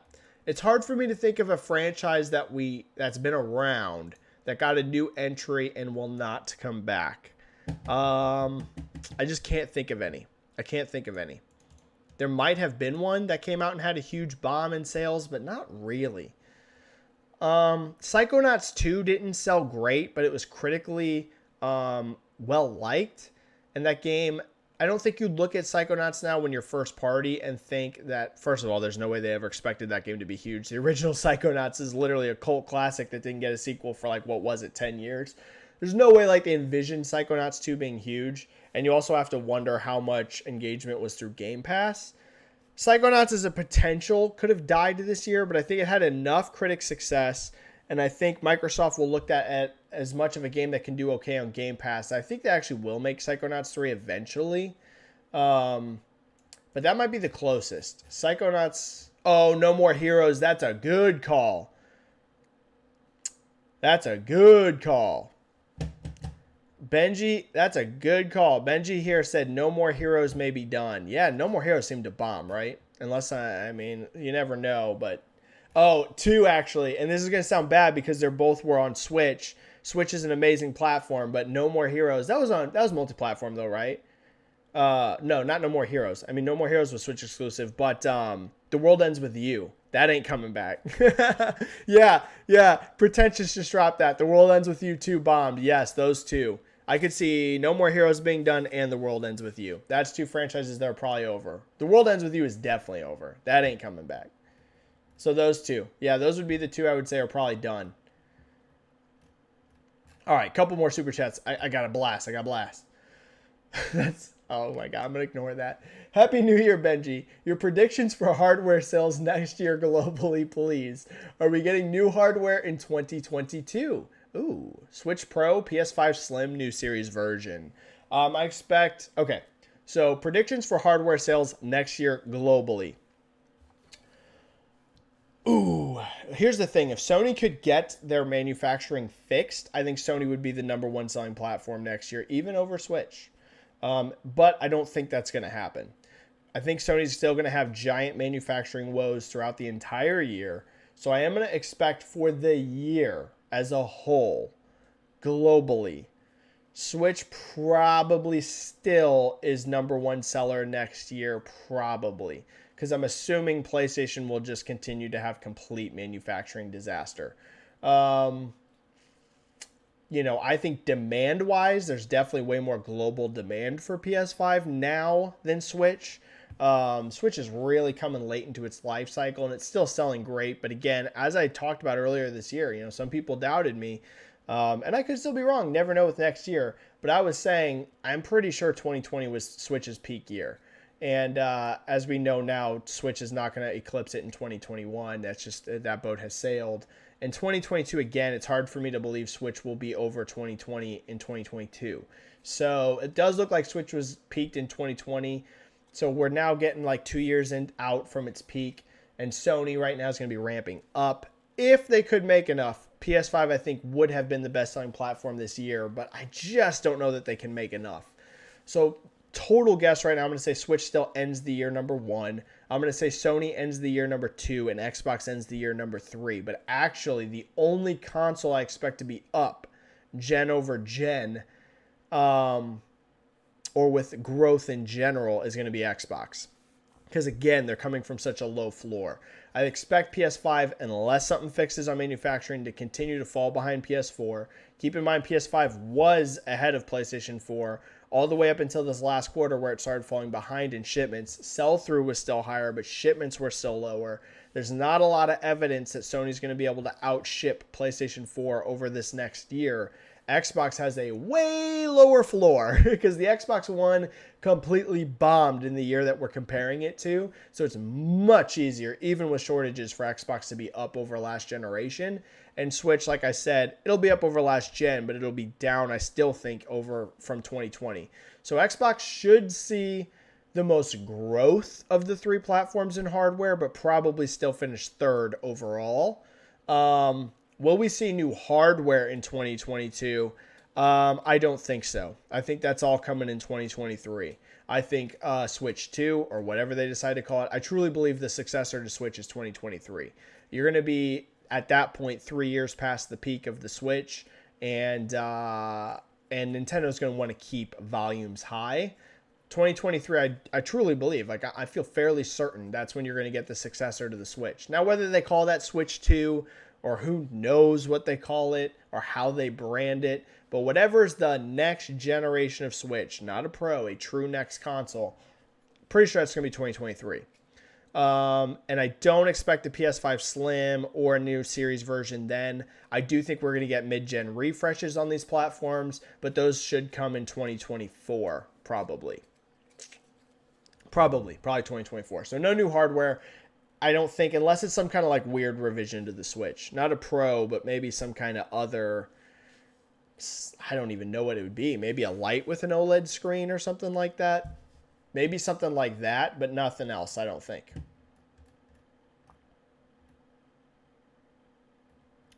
Renato S. ZFR here with the 5. Do you think Sony AAA games will support PSVR 2? Yes. Or will they have VR-specific games? Have a great 2022, Benji. Thank you so much, Hanato. I think it's going to be a mix. So I think there is going to be specifically PSVR 2 only games, like they're specifically built to only work in VR. But I also believe a report that came out. Again, I've mentioned this a bunch on the chat. I think it was Upload VR. If it was someone else, I apologize. But there was a report that had come out early this year, I think, that said that one of the strategies Sony was using for PSVR 2, a way to get more support, software support, was to tell basically almost all their first parties to try to incorporate some sort of VR into their games. Now, do I think that means you're going to play Horizon Forbidden West front to back in VR when PSVR 2 comes out? No. Like I've said this. Do I expect whatever the next Naughty Dog game is to be playable front to back fully in VR. No. I think maybe one thing you can do is have these have experiences in them that are separate from the main game that can still help drive growth and adoption for PSVR. Because how cool would it be if, let's just say the next, I'm going to throw a random IP out there, but let's say the next Last of Us game. Yeah, maybe you can't play through the whole Last of Us game in VR, but if you buy it, maybe there's a 3 to 5 hour separate mode where you can be immersed into the world of The Last of Us. We see a lot of these types of experiences on Oculus Quest 2 and stuff, where they're not meant to be a giant 30 to 40 hour gameplay experience, but a much shorter, condensed one, just so you can kind of feel what it's like to be in these types of worlds. That'd be really smart. That'd be really, really smart of Sony and their studios if they could do something like that, where whenever you buy the games, maybe not everyone, but a lot of the first-party games, you will have that separate, shorter mode in there just to get immersed in that world. That would make so much sense. So I could see something like that. And then, of course, some games fully built from the ground up to be VR only. Yeah, I think it's going to be a mix. Thank you so much, Hanato. Brock here with the 5 super chat. Howdy, Benji. With all of these companies buying up studios, how has no one made an offer to Supergiant Games? Great question that they can't refuse. They're incredible. Yeah, one of the best independent teams out there. I would not be surprised if Supergiant's been approached to be acquired. I say this all the time. Somebody can want to acquire a studio, but as long as that studio is privately owned, unless they want to sell, you just can't make it happen. Insomniac famously was like that for many years. Obviously, eventually they changed their mind and they decided, yeah, we feel comfortable now, want to as a company to become a PlayStation studio. But Ted Price, who runs that place, has famously had said, there are quotes you can look up online where he said, he views Insomniac as an independent studio. We're an independent team. We want to remain independent.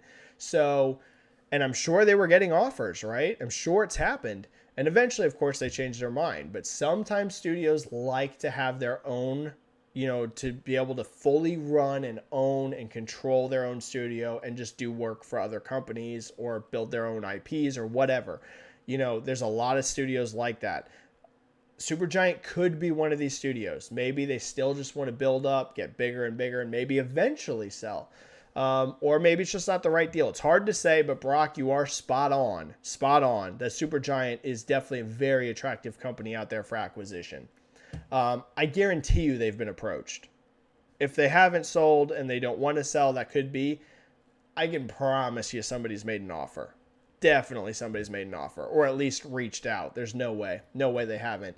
You're talking about games that review exceptionally well, almost across the board, every game they've ever released, almost. And for an indie-sized studio, lots of sales successes, too. Bastion was a huge success. Transistor seemed to be a pretty big success. Not giant, but pretty big. And Hades was a giant success. So there's no doubt. No doubt they're an attractive studio. Benji here with the 5 super chat. Benji, why did Sony drop marketing support so quickly on the PS4? There's actually a prime reason for this. I'm like 99% sure. Isn't that unusual for a PS console to drop sales like that at the end of the gen? Benji, it fully came down to chip shortages. I can almost guarantee you. It looks like PlayStation 4 will never hit 120 million, despite coming incredibly close.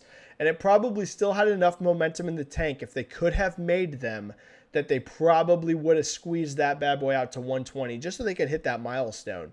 The reality is chip shortages basically killed the PlayStation 4. What happened is we hit a scenario where there is only so many assembly lines and there is only so many chips around, regardless, even if it's old hardware for PS4. I mean, that still takes up manufacturing space, right? Even if, because you're bidding on all that stuff too, even if, let's say you think you can get the chips for the PS4, you still also have to sacrifice resources to get them made. So I am like 99% sure what happened is Sony hit a scenario where they're like, listen, so PS5 is going to be unbelievably supply constrained. We just can't afford to do anything with PS4 anymore. Like, it has to be dropped. We have to focus fully on PS5 or else we're not going to be able to make near enough of these things. They already can't hit enough. So if they were trying to juggle also making a PS4 on top of that in high numbers, right? They still shipped like tiny amounts, few hundred K. I think the chip shortages just killed PS4. It just completely killed it. Sony had to go all in. They had to make a decision, and they went all in on PS5. So, yeah, it looks like it'll never hit 120. Looks like it's going to stall out right where it's at. You know, maybe get a few 100K more maybe before it ends. But, yeah, that's why, Benji. That's why they killed it so quick. Had to be. All right. Okay, I'm going to answer like 2 more free questions. I'm going to bounce because there's so many questions I didn't get to, but I got to go. I literally don't have a choice. So 1 or 2 more for the end of the year chat, and I got to go. Oh, a bunch of people are saying Betty White died. Oh, that's so sad. That's horrible. Oh, man, what a great woman she was. Right? I think I'm reading that right. Betty White died at 99. So sad. So sad. Yeah, that's sad. What a positive, like, upbeat person, you know? She had an amazingly long life, though. So I'm sad to hear that. But also, you know, you always, with death, want to have some celebration of the people as well. And, you know, 99, man. If only we could all be so lucky to make it to 99. Rest in peace to Betty White. Okay. 1 or 2 more. 1 or 2 more, and I gotta go.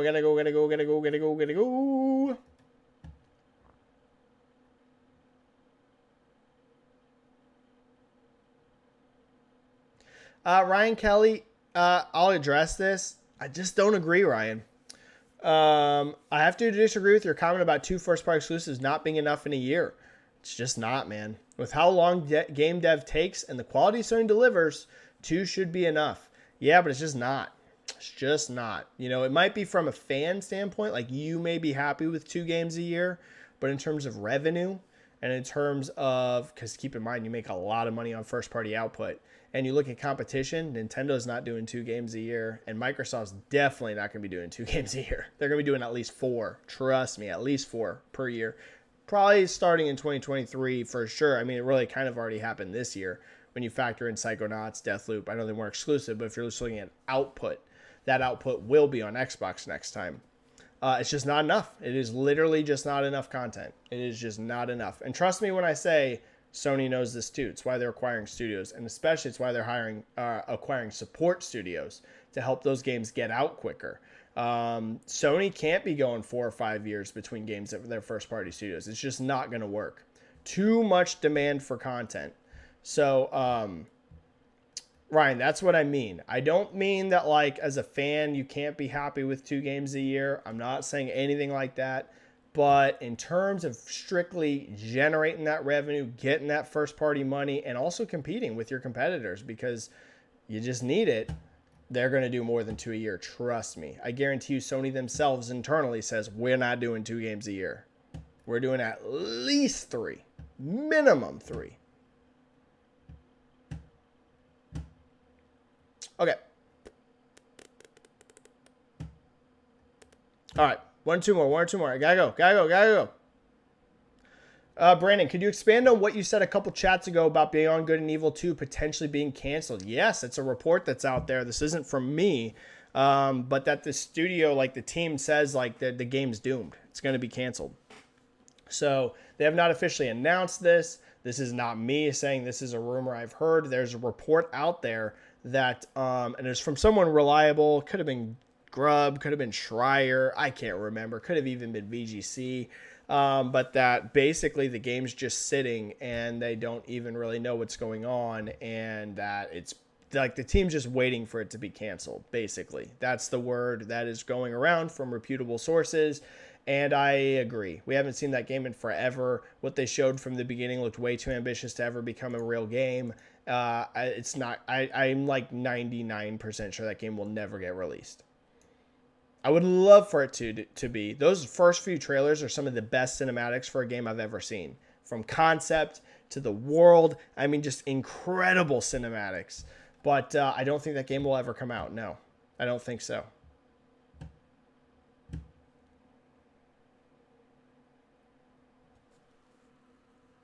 Oh, wow. Danger Man saying, considering the tensions going down in Ukraine and Russia, I'm 99% sure Stalker 2 could be pushed from into summer, if not indefinitely. Crazy, but these days, wow, that would be nuts. Danger Man, I'm going to guess, and as a guess, the game's like almost done. I think they'll get it out. But that is a good point I hadn't thought about, the Ukraine-Russia situation. That is super interesting, actually, Danger Man. Did not even think about that. Did not even think about that.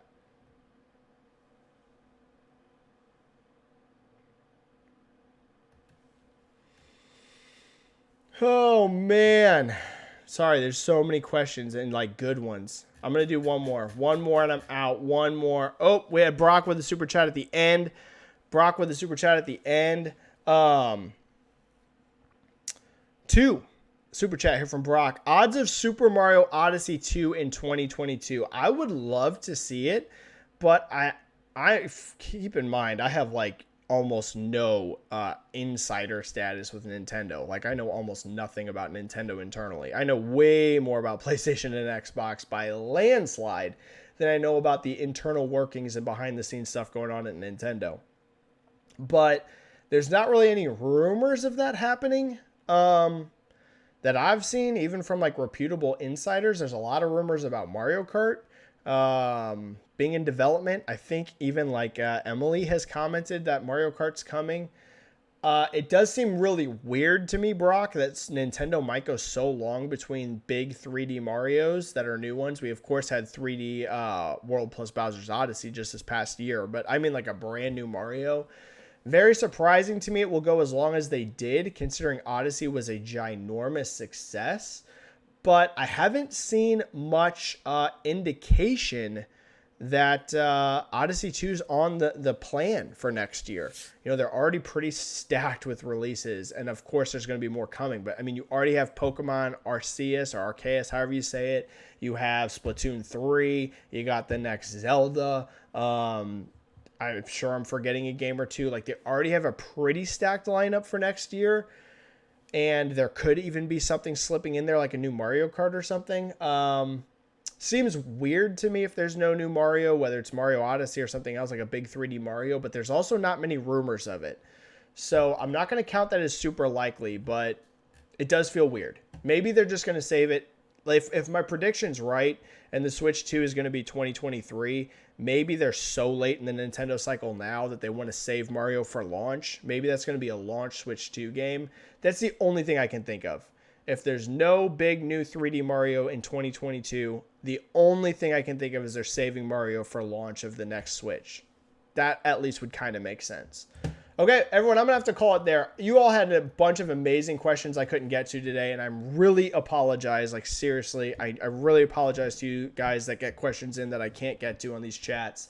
I will be back next week. There's no break next week. There only was last week because of Christmas, so I was working like a complete madman last week. I was just nonstop madness every single day. I wasn't even getting off work until after midnight. So it was complete chaos for me last week. That's why we skipped last week. We'll be back next week. If you have a question in here that was a great one that I didn't get to, I apologize. Bring it over into the chat next week and we'll be back. Thank you for an amazing year in 2021, everyone, with your support, whether it was here on my YouTube channel, whether it was on my Twitter, which just had crazy growth this last year. Like my Twitter, it blows my mind all the time, the growth that thing happens. You know, I'd sent out a tweet out. I had 130 million interactions on my Twitter last year, which is just like crazy to me. I mean, 130 million is, I don't even know how that's possible. You know, I share my stuff everywhere. People are retweeting like crazy. I get really lucky and people put stuff in articles and embed my tweets, like all kinds of places. IGN this year, all kinds of nut stuff.